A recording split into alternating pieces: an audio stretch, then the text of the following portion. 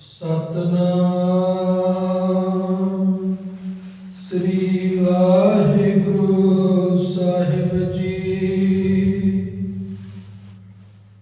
ਧਰਮ ਖੰਡ ਕਾ ਇਹੋ ਧਰਮ, ਗਿਆਨ ਖੰਡ ਕਾ ਆਖੋ ਕਰਮ। ਧਰਮ ਖੰਡ ਕਾ ਇਹੋ ਧਰਮ, ਗਿਆਨ ਖੰਡ ਕਾ ਆਖੋ ਕਰਮ। ਕੀਤੇ ਪਵਨ ਪਾਣੀ ਵੈ ਸੰਤਰ, ਕੀਤੇ ਕਾਨ ਮਹੇਸ਼। ਕੀਤੇ ਬਰਮੇ ਘਾੜਤ ਘੜੀਐ, ਰੂਪ ਰੰਗ ਕੇ ਵੇਸ। ਕੀਤਿਆ ਕਰਮ ਭੂਮੀ ਮੇਰ ਕੀਤੇ, ਕੀਤੇ ਧੂ ਉਪਦੇਸ। ਕੀਤੇ ਇੰਦ ਚੰਦ ਸੂਰ ਕੀਤੇ, ਕੀਤੇ ਮੰਡਲ ਦੇਸ। ਕੀਤੇ ਸਿੱਧ ਬੁੱਧ ਨਾਥ ਕੀਤੇ, ਕੀਤੇ ਦੇਵੀ ਵੇਸ। ਕੀਤੇ ਦੇਵ ਦਾਨਵ ਮੁਨ ਕੀਤੇ, ਕੀਤੇ ਰਤਨ ਸਮੁੰਦ। ਕੀਤਿਆ ਖਾਣੀ ਕੀਤਿਆ ਬਾਣੀ, ਕੀਤੇ ਪਾਤ ਨਿਰੰਦ। ਕੀਤਿਆ ਸੁਰਤੀ ਸੇਵਕ ਕੀਤੇ, ਨਾਨਕ ਅੰਤ ਨ ਅੰਤ। ਕੀਤਿਆ ਖਾਣੀ ਕੀਤਿਆ ਬਾਣੀ, ਕੀਤੇ ਪਾਤ ਨਿਰੰਦ। ਕੀਤਿਆ ਸੁਰਤੀ ਸੇਵਕ ਕੀਤੇ, ਨਾਨਕ ਅੰਤ ਨ ਅੰਤ। ਵਾਹਿਗੁਰੂ ਜੀ ਕਾ ਖਾਲਸਾ, ਵਾਹਿਗੁਰੂ ਜੀ ਕੀ ਫਤਿਹ। ਸਤਿਗੁਰਾਂ ਦੀ ਅਪਾਰ ਕਿਰਪਾ ਸਦਕਾ ਜੋ ਸਤਿਗੁਰਾਂ ਨੇ ਵਿੱਚ ਵਰਤ ਕੇ ਸ਼੍ਰੀ ਜਪਜੀ ਸਾਹਿਬ ਜੀ ਦੀ ਲੜੀਵਾਰ ਵਿਚਾਰ ਪ੍ਰਾਰੰਭ ਕਰਵਾਈ ਹੈ। ਸਤਿਗੁਰਾਂ ਨੇ ਕਿਰਪਾ ਕੀਤੀ, ਅੱਜ ਸਾਨੂੰ ਆਪਣਾ ਅਨੁਭਵ ਦੇ ਵਿੱਚੋਂ ਪ੍ਰਗਟ ਹੋਏ ਦੂਸਰੇ ਖੰਡ ਗਿਆਨ ਖੰਡ ਦੀ ਵਿਆਖਿਆ ਸਾਨੂੰ ਸਮਝਾਉਣਾ ਕੀਤੀ ਹੈ। ਕੱਲ ਅਸਾਂ ਨੇ ਵਾਚਿਆ ਕਿ ਜਿਸ ਵੇਲੇ ਮਨੁੱਖ ਧਰਮ ਖੰਡ ਦੇ ਵਿੱਚ ਪ੍ਰਗਟ ਹੁੰਦਾ ਹੈ ਤੇ ਉਸ ਵੇਲੇ ਮਨੁੱਖ ਇੱਕ ਗੈਬੀ ਸ਼ਕਤੀ, ਇੱਕ ਰੂਹਾਨੀ ਸ਼ਕਤੀ ਨੂੰ ਅਨੁਭਵ ਕਰਦਾ ਹੈ। ਆਪਣੇ ਅੰਦਰੋਂ ਜਿਸ ਵੇਲੇ ਉਸ ਸ਼ਕਤੀ ਨੂੰ ਅਨੁਭਵ ਕਰਦਾ ਹੈ ਤੇ ਸਾਰੀ ਸ੍ਰਿਸ਼ਟੀ ਉਸ ਨੂੰ ਕਿ ਡਿਸਿਪਲਿਨ ਦੇ ਵਿੱਚ ਮਹਿਸੂਸ ਹੁੰਦੀ ਹੈ। ਉਸ ਨੂੰ ਆਪਣੇ ਸਰੀਰ ਦੇ ਰੋਮ ਰੋਮ ਤੋਂ ਲੈ ਕੇ ਸਾਰੀ ਸ੍ਰਿਸ਼ਟੀ ਦੇ ਰੋਮਾਂ ਦੇ ਵਿੱਚ, ਖੰਡਾਂ ਬ੍ਰਹਿਮੰਡਾਂ ਵਿੱਚ ਇੱਕ ਮਰਿਆਦਾ, ਇੱਕ ਅਨੁਸ਼ਾਸਨ ਪ੍ਰਤੀਤ ਹੁੰਦਾ ਹੈ ਪ੍ਰਤੱਖ ਤੌਰ ਤੇ, ਜੋ ਕਿ ਬੁੱਧੀ ਤੋਂ ਸਮਝਿਆ ਨਹੀਂ ਜਾ ਸਕਦਾ। ਉਹ ਅਨੁਭਵੀ ਗਿਆਨ ਹੁੰਦਾ ਹੈ, ਉਹ ਅਨੁਭਵੀ ਡਿਸਿਪਲਿਨ ਹੁੰਦਾ ਹੈ, ਜੋ ਊਰਜਾ ਬਾਹਰ ਦੀ ਹਰ ਚੀਜ਼ ਨੂੰ ਕੰਟਰੋਲ ਕਰਦੀ ਹੈ। ਤੇ ਜਿਸ ਵੇਲੇ ਮਨੁੱਖ ਧਰਮ ਖੰਡ ਦੇ ਵਿੱਚ ਪ੍ਰਵੇਸ਼ ਕਰਦਾ ਹੈ, ਆਤਮਾ ਦੀ ਤਾਕਤ ਇਤਨੀ ਕੁ ਵੱਧ ਜਾਂਦੀ ਹੈ, ਫਿਰ ਵਿਸ਼ੇ ਵਿਕਾਰ ਬਿਲਕੁਲ ਵੀ ਦਮ ਨਹੀਂ ਭਰਦੇ, ਵਿਸ਼ੇ ਵਿਕਾਰਾਂ ਦਾ ਜ਼ੋਰ ਨਹੀਂ ਚੱਲਦਾ। ਧੰਨ ਸ਼੍ਰੀ ਗੁਰੂ ਨਾਨਕ ਦੇਵ ਮਹਾਰਾਜ ਜੀ ਨੇ ਬਚਨ ਕੀਤਾ, ਭਾਈ ਜਿਸ ਵੇਲੇ ਹੁਣ ਧਰਮ ਖੰਡ ਕਾ ਇਹੋ ਧਰਮ, ਗਿਆਨ ਖੰਡ ਕਾ ਆਖੋ ਕਰਮ। ਧਰਮ ਖੰਡ ਦੇ ਡਿਸਿਪਲਿਨ ਦੀ, ਧਰਮ ਖੰਡ ਦੀ ਮਰਿਆਦਾ ਦੀ ਗੱਲ ਕਰੀਏ ਤੇ ਉਹਦੇ ਵਿੱਚ ਮਨੁੱਖ ਗੈਬੀ ਸ਼ਕਤੀ ਨਾਲ ਜੁੜ ਜਾਂਦਾ ਹੈ ਤੇ ਉਸ ਤੋਂ ਬਾਅਦ ਫਿਰ ਗਿਆਨ ਖੰਡ ਆਉਂਦਾ ਹੈ। ਦੂਜੀ ਸਟੇਜ ਆਉਂਦੀ ਹੈ। ਦੂਜੀ ਸਟੇਜ ਜਿਸ ਵੇਲੇ ਆਉਂਦੀ ਹੈ ਤੇ ਧੰਨ ਧੰਨ ਸ਼੍ਰੀ ਗੁਰੂ ਗ੍ਰੰਥ ਸਾਹਿਬ ਜੀ ਦੇ ਅੰਗ ਨੰਬਰ 1162 ਰਾਗ ਭੈਰੋ, ਭਗਤ ਕਬੀਰ ਸਾਹਿਬ ਜੀ ਦੱਸਦੇ ਹਨ ਕਿ ਫਿਰ ਗਿਆਨ ਖੰਡ ਦੇ ਵਿੱਚ ਪ੍ਰਵੇਸ਼ ਹੁੰਦਿਆਂ ਸਾਰ ਫਿਰ ਅਨੁਭਵ ਕੈਸਾ ਖੁੱਲ੍ਹਦਾ ਹੈ। ਭਗਤ ਕਬੀਰ ਸਾਹਿਬ ਜੀ ਫਰਮਾਉਂਦੇ ਨੇ, ਕੋਟ ਸੂਰ ਜਾ ਕੈ ਪਰਗਾਸ, ਐ ਮਨੁੱਖ, ਤੈਨੂੰ ਲੱਗਦਾ ਹੋਏਗਾ ਕਿ ਇੱਕ ਹੀ ਸੂਰਜ ਹੈ ਜਿਸ ਸੂਰਜ ਦੇ ਥੱਲੇ ਤੂੰ ਜੀਵਨ ਬਤੀਤ ਕਰਦਾ ਪਿਆ ਹੈ। ਪਰ ਜਿਸ ਵੇਲੇ ਤੂੰ ਆਪਣੀ ਸੀਮਾ ਤੋਂ ਇੱਕ ਕਦਮ ਬਾਹਰ ਰੱਖਿਆ, ਇਸ ਵੇਲੇ ਤੇਰਾ ਗਿਆਨ ਸੀਮਤ ਹੈ। ਗਿਆਨ ਖੰਡ ਵਿੱਚ ਪ੍ਰਵੇਸ਼ ਹੁੰਦਿਆਂ ਸਾਰ ਮਨੁੱਖ ਦਾ ਗਿਆਨ ਅਸੀਮ ਹੋ ਜਾਂਦਾ ਹੈ। ਫਿਰ ਮਨੁੱਖ ਪ੍ਰਤੱਖ ਤੌਰ ਤੇ ਜੋ ਦੇਖਦਾ ਹੈ, ਫਿਰ ਉਹ ਮੰਨਦਾ ਹੈ, ਉਹ ਬੋਲਦਾ ਹੈ। ਜਿਤਨੀ ਵੀ ਗੁਰਬਾਣੀ ਹੈ, ਸਾਰੀ ਦੀ ਸਾਰੀ ਗੁਰਬਾਣੀ ਇਹ ਇੱਕ ਅਨੁਭਵ, ਇੱਕ ਪ੍ਰੈਕਟੀਕਲ, ਇੱਕ ਸਟੇਜ ਦੀ ਗੱਲ ਕਰਦੀ ਹੈ। ਜੋ ਗੁਰੂ ਸਾਹਿਬ ਮਹਾਰਾਜ ਜੀ ਨੇ ਆਪਣੇ ਨੇਤਰੀ ਦੇਖਿਆ, ਅਨੁਭਵ ਦੇ ਵਿੱਚ ਦੇਖਿਆ, ਉਹੀ ਸਾਡੇ ਸਾਹਮਣੇ ਰੱਖਿਆ ਤੇ ਦੱਸਿਆ, ਤੁਸੀਂ ਆਪਣੀ ਸੀਮਾ ਤੋਂ ਬਾਹਰ ਜਾ ਕੇ ਉਸ ਅਸੀਮ ਦੀ ਗੋਦ ਵਿੱਚ ਜਾ ਬਿਰਾਜੋ। ਉਸ ਅਸੀਮ ਦੀ ਗੋਦ ਨੂੰ ਹੀ ਗਿਆਨ ਖੰਡ ਕਹਿੰਦੇ ਨੇ। ਗਿਆਨ ਸੰਸਾਰ ਦਾ ਗਿਆਨ ਨਹੀਂ, ਅਨੁਭਵ ਗਿਆਨ, ਰੂਹਾਨੀ ਗਿਆਨ, ਆਤਮਿਕ ਗਿਆਨ, ਅੰਦਰੂਨੀ ਗਿਆਨ। ਬਾਹਰ ਦਾ ਗਿਆਨ ਇਕੱਠਾ ਕਰਨਾ ਪੈਂਦਾ ਹੈ, ਅੰਦਰੂਨੀ ਗਿਆਨ ਇਕੱਠਾ ਨਹੀਂ ਕਰਨਾ ਪੈਂਦਾ। ਬਸ ਗੁਰੂ ਕੇ ਸ਼ਬਦ ਨਾਲ ਜੁੜ ਗਏ, ਉਹ ਗਿਆਨ ਪਹਿਲਾਂ ਹੀ ਅੰਦਰ ਪਿਆ ਹੋਇਆ, ਉਸਨੇ ਬਸ ਪ੍ਰਗਟ ਹੋਣਾ। ਜਿਸ ਤਰ੍ਹਾਂ ਧਰਤੀ ਦੇ ਵਿੱਚ ਪਾਣੀ ਹੈ, ਹੁਣ ਅਸੀਂ ਨਲਕਾ ਲਾ ਕੇ ਬੋਰ ਕਰਕੇ ਤੇ ਵਿੱਚੋਂ ਪਾਣੀ ਪ੍ਰਗਟ ਕਰਨਾ ਹੈ, ਜਦ ਕਿ ਪਾਣੀ ਲਿਆਉਣਾ ਨਹੀਂ, ਪਾਣੀ ਤੇ ਪਹਿਲਾਂ ਹੀ ਹੈ। ਮਹਾਰਾਜ ਜੀ ਕਹਿੰਦੇ ਨੇ ਬਾਹਰ ਦਾ ਗਿਆਨ ਅਰਜਿਤ ਕਰਨਾ ਪੈਂਦਾ ਹੈ, ਰੂਹਾਨੀ ਗਿਆਨ ਅਰਜਿਤ ਨਹੀਂ ਕਰਨਾ ਪੈਂਦਾ, ਉਹ ਪਹਿਲਾਂ ਹੀ ਪਿਆ ਹੋਇਆ। ਦੂਜੀ ਗੱਲ, ਜੋ ਸੰਸਾਰ ਦਾ ਗਿਆਨ ਹੈ ਉਹ ਮੈਲਾ ਹੁੰਦਾ ਹੈ। ਮੈਲਾ ਕਿਉਂ ਹੁੰਦਾ ਹੈ? ਕਿਉਂਕਿ ਹਉਮੈ ਵਧਾਉਂਦਾ ਹੈ। ਤੇ ਜੋ ਗਿਆਨ ਖੰਡ ਦੇ ਵਿੱਚ ਪ੍ਰਵੇਸ਼ ਹੋ ਕੇ ਗਿਆਨ ਦੀ ਪ੍ਰਾਪਤੀ ਹੁੰਦੀ ਹੈ, ਉਸ ਨੂੰ ਆਖਿਆ ਜਾਂਦਾ ਹੈ ਬ੍ਰਹਮ ਗਿਆਨ। ਉਸ ਗਿਆਨ ਦੇ ਨਾਲ ਮੈਲ ਦਾ ਨਾਸ਼ ਹੁੰਦਾ ਹੈ, ਉਸ ਗਿਆਨ ਦੇ ਨਾਲ ਹਉਮੈ ਦਾ ਖਾਤਮਾ ਹੋ ਜਾਂਦਾ ਹੈ। ਬਾਹਰ ਦਾ ਗਿਆਨ ਜਿਸ ਵੇਲੇ ਮਨੁੱਖ ਪ੍ਰਾਪਤ ਕਰਦਾ ਹੈ ਤੇ ਦੂਜੇ ਨੂੰ ਨੀਵਾਂ ਜਾਣ ਸਕਦਾ ਹੈ। ਜਿਸ ਤਰ੍ਹਾਂ ਜਿਸ ਬੰਦੇ ਨੂੰ ਕਾਰ ਚਲਾਉਣੀ ਆਉਂਦੀ ਹੈ, ਜਿਸ ਬੰਦੇ ਨੂੰ ਨਹੀਂ ਚਲਾਉਣੀ ਆਉਂਦੀ, ਉਹ ਕਹਿ ਸਕਦਾ ਹੈ ਕਿ ਮੈਨੂੰ ਤਾਂ ਆਉਂਦੀ ਹੈ, ਦੂਜੇ ਨੂੰ ਆਉਂਦੀ ਨਹੀਂ। ਮੇਰੇ ਕੋਲ ਗੁਣ ਹੈ, ਹੁਨਰ ਹੈ, ਦੂਜੇ ਨੂੰ ਤੇ ਇਹ ਗੁਣ ਰੱਬ ਨੇ ਦਿੱਤਾ ਨਹੀਂ। ਕੋਈ ਕਥਾ ਕਰਨ ਵਾਲਾ ਕਹਿ ਸਕਦਾ ਹੈ ਕਿ ਮੈਂ ਕਥਾ ਕਰ ਸਕਦਾ ਹਾਂ, ਜਿਹੜੇ ਨਹੀਂ ਕਰ ਸਕਦੇ ਉਹ ਚੰਗੇ ਵਕਤੇ ਨਹੀਂ ਬਣ ਸਕਦੇ। ਉਹ ਸੰਬੋਧਨ ਕਿਵੇਂ ਕਰਨਗੇ, ਉਹਨਾਂ ਨੂੰ ਤੇ ਕਥਾ ਆਉਂਦੀ ਨਹੀਂ। ਇਸ ਢੰਗ ਦੇ ਨਾਲ ਭਾਵੇਂ ਧਾਰਮਿਕ ਖੇਤਰ ਦੇ ਵਿੱਚ ਹੋਵੇ, ਭਾਵੇਂ ਸੰਸਾਰਿਕ ਖੇਤਰ ਵਿੱਚ ਹੋਵੇ, ਭਾਵੇਂ ਸਾਇੰਸ ਦੇ ਖੇਤਰ ਵਿੱਚ ਹੋਵੇ, ਜਿੰਨਾ ਵੀ ਗਿਆਨ ਹੈ ਇਹ ਹਉਮੈ ਦਾ ਪੁਲੰਦਾ ਹੈ। ਹਉਮੈ ਜਦੋਂ ਆਉਂਦੀ ਹੈ, ਇਹ ਕੋਈ ਸ਼ਰਤ ਨਹੀਂ ਰੱਖਦੀ। ਬ੍ਰਹਮ ਗਿਆਨ ਸ਼ਰਤ ਰੱਖਦਾ ਹੈ, ਗੁਰੂ ਸ਼ਰਤ ਰੱਖਦਾ ਹੈ।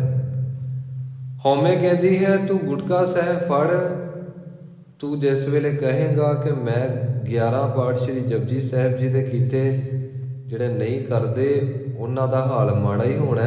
ਕਹਿਣ ਲੱਗੇ ਵੇਖ ਗੁਟਕਾ ਸਾਹਿਬ ਫੜਦਿਆਂ ਵੀ ਹਉਮੈ ਨੇ ਆ ਕੇ ਤੇਰੇ ਅੰਦਰੋਂ ਸਿਰ ਕੱਢ ਲਿਆ, ਹਉਮੈ ਪ੍ਰਗਟ ਹੋ ਗਈ। ਬਾਕੀ ਸਾਰੀਆਂ ਫਲ ਸਬਜ਼ੀਆਂ ਦੇ ਬੀਜ ਬੀਜਣੇ ਪੈਂਦੇ ਨੇ, ਘਾਹ ਦੇ ਬੀਜ ਬੀਜਣ ਦੀ ਲੋੜ ਨਹੀਂ ਹੁੰਦੀ, ਆਪਣੇ ਆਪ ਹੀ ਘਾਹ ਪ੍ਰਗਟ ਹੋ ਜਾਂਦਾ ਹੈ, ਹਉਮੈ ਆਪਣੇ ਆਪ ਹੀ ਪ੍ਰਗਟ ਹੋ ਜਾਂਦੀ ਹੈ। ਇਸ ਕਰਕੇ ਪਾਠ ਕਰਨ ਤੋਂ ਬਾਅਦ, ਸਿਮਰਨ ਕਰਨ ਤੋਂ ਬਾਅਦ ਮਹਾਰਾਜ ਜੀ ਨੇ ਸਾਡੀ ਝੋਲੀ ਦੇ ਵਿੱਚ ਦਾਤ ਪਾਈ, ਆਖਿਆ ਭਾਈ ਅਰਦਾਸ ਕਰੋ, ਹੇ ਸੱਚੇ ਪਾਤਸ਼ਾਹ ਆਪ ਜੀ ਵਿੱਚ ਵਰਤੇ, ਆਪ ਜੀ ਨੇ ਆਪਣਾ ਨਿਤਨੇਮ, ਆਪਣਾ ਸਿਮਰਨ, ਆਪਣੀ ਸੰਗਤ ਆਪ ਹੀ ਕਰਵਾਈ, ਕਿਰਪਾ ਕਰੋ ਸਾਡੀ ਝੋਲੀ ਵਿੱਚ ਬੰਦਗੀ ਦੀ ਦਾਤ ਪਾ ਦਿਓ।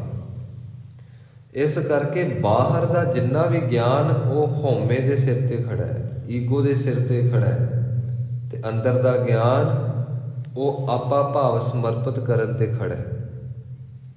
ਪਰ ਇਸ ਦਾ ਅਰਥ ਇਹ ਨਹੀਂ ਕਿ ਬਾਹਰੋਂ ਸਿੱਖਣਾ ਕੁਝ ਨਹੀਂ, ਸਿੱਖਣਾ ਹੈ। ਸਿੱਖ ਜਦੋਂ ਵੀ ਅੰਮ੍ਰਿਤ ਵੇਲੇ ਉੱਠਦਾ ਹੈ, ਹਰ ਦਮ ਗੁਰੂ ਗੁਰੂ ਜਪਦਾ ਹੈ, ਇਸੇ ਕਰਕੇ ਕਿ ਹਰ ਕਰਮ ਦੇ ਵਿੱਚ ਉਸ ਨੂੰ ਗੁਰੂ ਦਾ ਧੰਨਵਾਦ ਮਿਲੇ, ਹਰ ਕਰਮ ਦੇ ਵਿੱਚ ਉਸ ਨੂੰ ਗੁਰੂ ਦੀ ਨਜ਼ਰੇ ਇਨਾਇਤ ਮਿਲੇ। ਫਿਰ ਹਉਮੈ ਦਾ ਪਲੰਦਾ ਬੰਦਾ ਆਪਣੇ ਸਿਰ ਤੇ ਬੰਨ੍ਹ ਕੇ ਨਹੀਂ ਤੁਰਦਾ। ਫਿਰ ਬੰਦੇ ਨੂੰ ਮਹਿਸੂਸ ਹੁੰਦਾ ਹੈ ਹਰ ਸ਼ਕਤੀ ਤਾਂ ਉਹਦੀ ਵਰਤ ਰਹੀ ਹੈ, ਉਹੀ ਤੇ ਕਰਦਾ ਪਿਆ। ਪਰ ਇਹ ਅਨੁਭਵ ਗਿਆਨ ਖੰਡ ਵਿੱਚ ਜਾ ਕੇ ਪ੍ਰਾਪਤ ਹੁੰਦਾ ਹੈ। ਤੇ ਸੱਚੇ ਪਾਤਸ਼ਾਹ ਜੀ ਕਹਿੰਦੇ ਨੇ ਤੂੰ ਅਜੇ ਸੀਮਾ ਵਿੱਚ ਹੈ, ਤੇ ਜਿਹੜੀ ਚੀਜ਼ ਸੀਮਾ ਵਿੱਚ ਹੋਵੇ ਨਾ ਉਸ ਨੂੰ ਆਖਿਆ ਜਾਂਦਾ ਹੈ ਗਮਲਾ। ਇੱਕ ਪੌਟ ਗਮਲੇ ਦੇ ਵਿੱਚ ਫੁੱਲ ਸੀਮਾ ਵਿੱਚ ਹੈ, ਪਰ ਗੁਰੂ ਮਹਾਰਾਜ ਜੀ ਕਹਿੰਦੇ ਨੇ ਕਿ ਸਾਰੀ ਸ੍ਰਿਸ਼ਟੀ ਦੀ ਬਨਸਪਤੀ ਤੇਰੀ ਆਪਣੀ ਹੈ। ਤੂੰ ਸ੍ਰਿਸ਼ਟੀ ਦੀ ਬਨਸਪਤੀ ਵਾਂਗੂ ਆਪਣਾ ਜੀਵਨ ਬਣਾ, ਕੱਲਾ ਗਮਲੇ ਦੇ ਵਿੱਚ ਨਾ ਤੂੰ ਆਪਣਾ ਜੀਵਨ ਬਤੀਤ ਕਰ, ਸੀਮਾ ਦੇ ਵਿੱਚ ਨਾ ਰਹਿ, ਅਸੀਮ ਹੋ। ਜਦੋਂ ਵੀ ਗੁਰਬਾਣੀ ਦੇ ਵਿੱਚ ਗੱਲ ਕੀਤੀ ਕਿ ਰੱਬ ਸਮੁੰਦਰ ਹੈ, ਰੱਬ ਸਮੁੰਦਰ ਹੈ, ਰੱਬ ਸਾਗਰ ਹੈ, ਸਾਡੇ ਔਗਣ ਵੀ ਸਾਗਰ ਵਾਂਗੂ ਹਨ। ਜੇਤਾ ਸਮੁੰਦਰ ਸਾਗਰ ਨੀਰ ਭਰਿਆ, ਤੇਤੇ ਔਗਣ ਹਮਾਰੇ। ਤੇ ਇਹਦਾ ਅਰਥ ਇਹੀ ਹੈ ਕਿ ਅਸੀਮ ਦੇ ਵਿੱਚ ਲੀਨ ਹੋਣਾ ਹੈ। ਸਾਡੇ ਵਿੱਚ ਔਗਣ ਅਸੀਮ ਹਨ ਤੇ ਅਸੀਂ ਅਸੀਮ ਦਾ ਰੂਪ ਹੋਣਾ ਹੈ। ਕਿਵੇਂ ਹੋਇਆ ਜਾ ਸਕਦਾ ਹੈ? ਰੂਹਾਨੀ ਮੰਡਲਾਂ ਤੇ ਪਹੁੰਚ ਕੇ ਤੇ ਗੁਰੂ ਕੇ ਸ਼ਬਦ ਨੂੰ ਜਪਦੇ ਜਪਦੇ ਇਹ ਮੰਡਲ ਸੁਤੇ ਸਿੱਧ ਹੀ ਪ੍ਰਾਪਤ ਹੋ ਜਾਂਦੇ ਨੇ। ਉੱਥੋਂ ਦਾ ਮਨੁੱਖ ਵਾਸੀ ਬਣ ਜਾਂਦਾ ਹੈ। ਵੇਖੋ ਸਾਡਾ ਕਿੰਨਾ ਜ਼ੋਰ ਹੁੰਦਾ ਹੈ। ਜੇਕਰ ਕੋਈ ਵਿਦੇਸ਼ ਦੇ ਵਿੱਚ ਜਾਂਦਾ ਹੈ, ਇੰਗਲੈਂਡ ਵਿੱਚ, ਅਮਰੀਕਾ, ਕੈਨੇਡਾ ਦੇ ਵਿੱਚ, ਤੇ ਇੱਥੇ ਅਰਦਾਸਾਂ ਕਰਾਉਂਦਾ ਹੈ ਕਿ ਬਾਬਾ ਜੀ ਅਖੰਡ ਪਾਠ ਸਾਹਿਬ ਪ੍ਰਕਾਸ਼ ਕਰੋ, ਤੁਸੀਂ ਅਰਦਾਸ ਕਰੋ। ਗ੍ਰੰਥੀ ਸਿੰਘ ਨੂੰ ਆਖਿਆ ਜਾਂਦਾ ਹੈ, ਕਿਉਂ?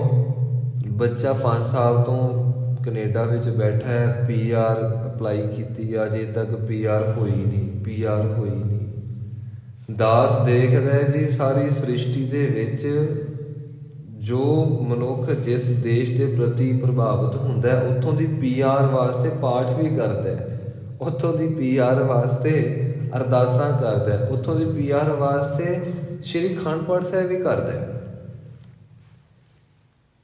ਜਦ ਕਿ ਇਹ ਥਾਵਾਂ ਸਾਰੀਆਂ ਹੀ ਮੌਤ ਦਾ ਦੇਸ਼ ਕਰਕੇ ਸੰਬੋਧਨ ਕੀਤੀਆਂ ਜਾਂਦੀਆਂ ਨੇ ਅੰਮ੍ਰਿਤਮਈ ਗੁਰਬਾਣੀ ਦੇ ਵਿੱਚ।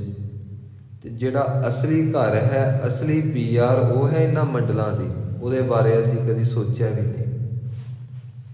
ਠੀਕ ਹੈ, ਹਰ ਸਮੇਂ ਦੇ ਵਿੱਚ ਸਿੱਖ ਨੇ ਗੁਰੂ ਦਾ ਹੀ ਆਸਰਾ ਲੈਣਾ ਹੈ, ਪਰ ਜੇ ਸਿੱਖ ਭੁੱਲ ਹੀ ਜਾਏ ਕਿ ਮੈਂ ਪਹੁੰਚਣਾ ਕਿੱਥੇ ਆ, ਫਿਰ ਤੇ ਉਹ ਸਿੱਖ ਦੀ ਬਦਕਿਸਮਤੀ ਕਹਿ ਸਕਦੇ। ਬਦਕਿਸਮਤੀ ਹੈ ਉਸ ਸਿੱਖ ਦੀ ਜੇ ਸੰਸਾਰ ਦੀ ਦਾਤ ਮਿਲਣ ਤੋਂ ਬਾਅਦ ਭਗਤੀ ਵਿੱਚ ਜੁੜੇ ਨਾ, ਬੰਦਗੀ ਵਿੱਚ ਜੁੜੇ ਨਾ। ਫਿਰ ਤੇ ਮਹਾਰਾਜ ਜੀ ਕਹਿੰਦੇ ਨੇ ਕਿ ਸੱਜਣਾ ਕਬੀਰ ਸਾਚਾ ਸਤਿਗੁਰ ਕਿਆ ਕਰੈ, ਜੋ ਸਿੱਖਾ ਮਹਿ ਚੂਕ, ਅੰਧੇ ਏਕ ਨਾ ਲੱਗ ਗਈ, ਜਿਉਂ ਬਾਂਸ ਬਜਾਈਏ ਫੂਕ। ਇਸ ਕਰਕੇ ਆਪਣੇ ਅੰਦਰ ਦੇ ਮੰਡਲਾਂ ਦਾ ਵਾਸੀ ਹੋਣਾ, ਸੱਚਖੰਡ ਦਾ ਵਾਸੀ ਹੋਣਾ, ਇਹ ਹੈ ਐਕਚੁਅਲ ਵਿੱਚ PR ਦੀ ਪ੍ਰਾਪਤੀ।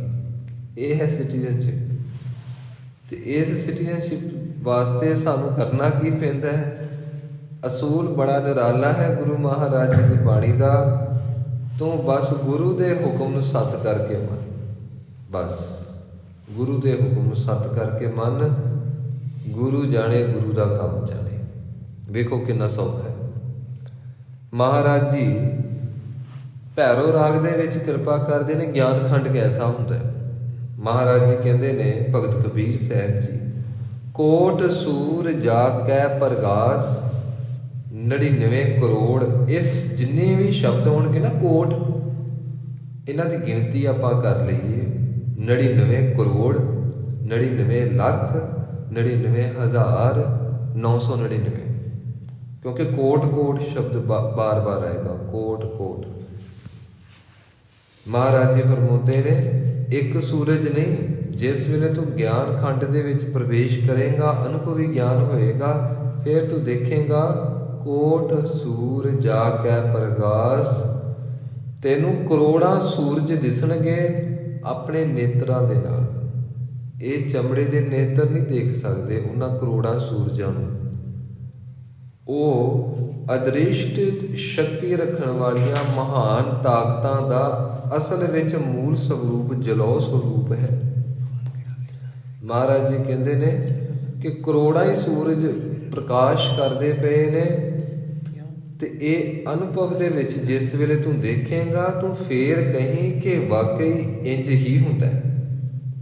ਸੁਣੀ ਸੁਣਾਈ ਗੱਲ ਨਹੀਂ ਹੈ। ये गुरु की बाणी है। ये आंखों देखी जो सच्चे पातशाह जी ने अपने जीवन दे विच घटत हुंदा अनुभव कीता है, ये वो है। ते सिख ने भी अखां नाल देखना है। अगे वचन किया, कोट सूर जाकै परगास, कोट महादेव अर कबिलास। कहते ने एक कैलाश नहीं है, करोड़ा ही है। एक शिव जी नहीं है, करोड़ा ही है।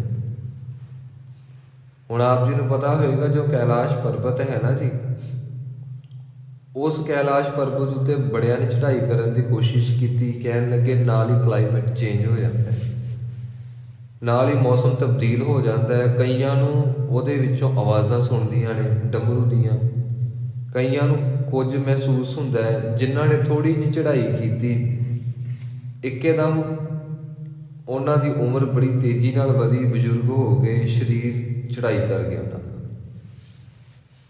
क्योंकि वो सारी पृथ्वी का सेंटर आ। उत्थे जाके कंपास वर्क नहीं करता, उत्थे सारी दिशावां मिल जांदियां।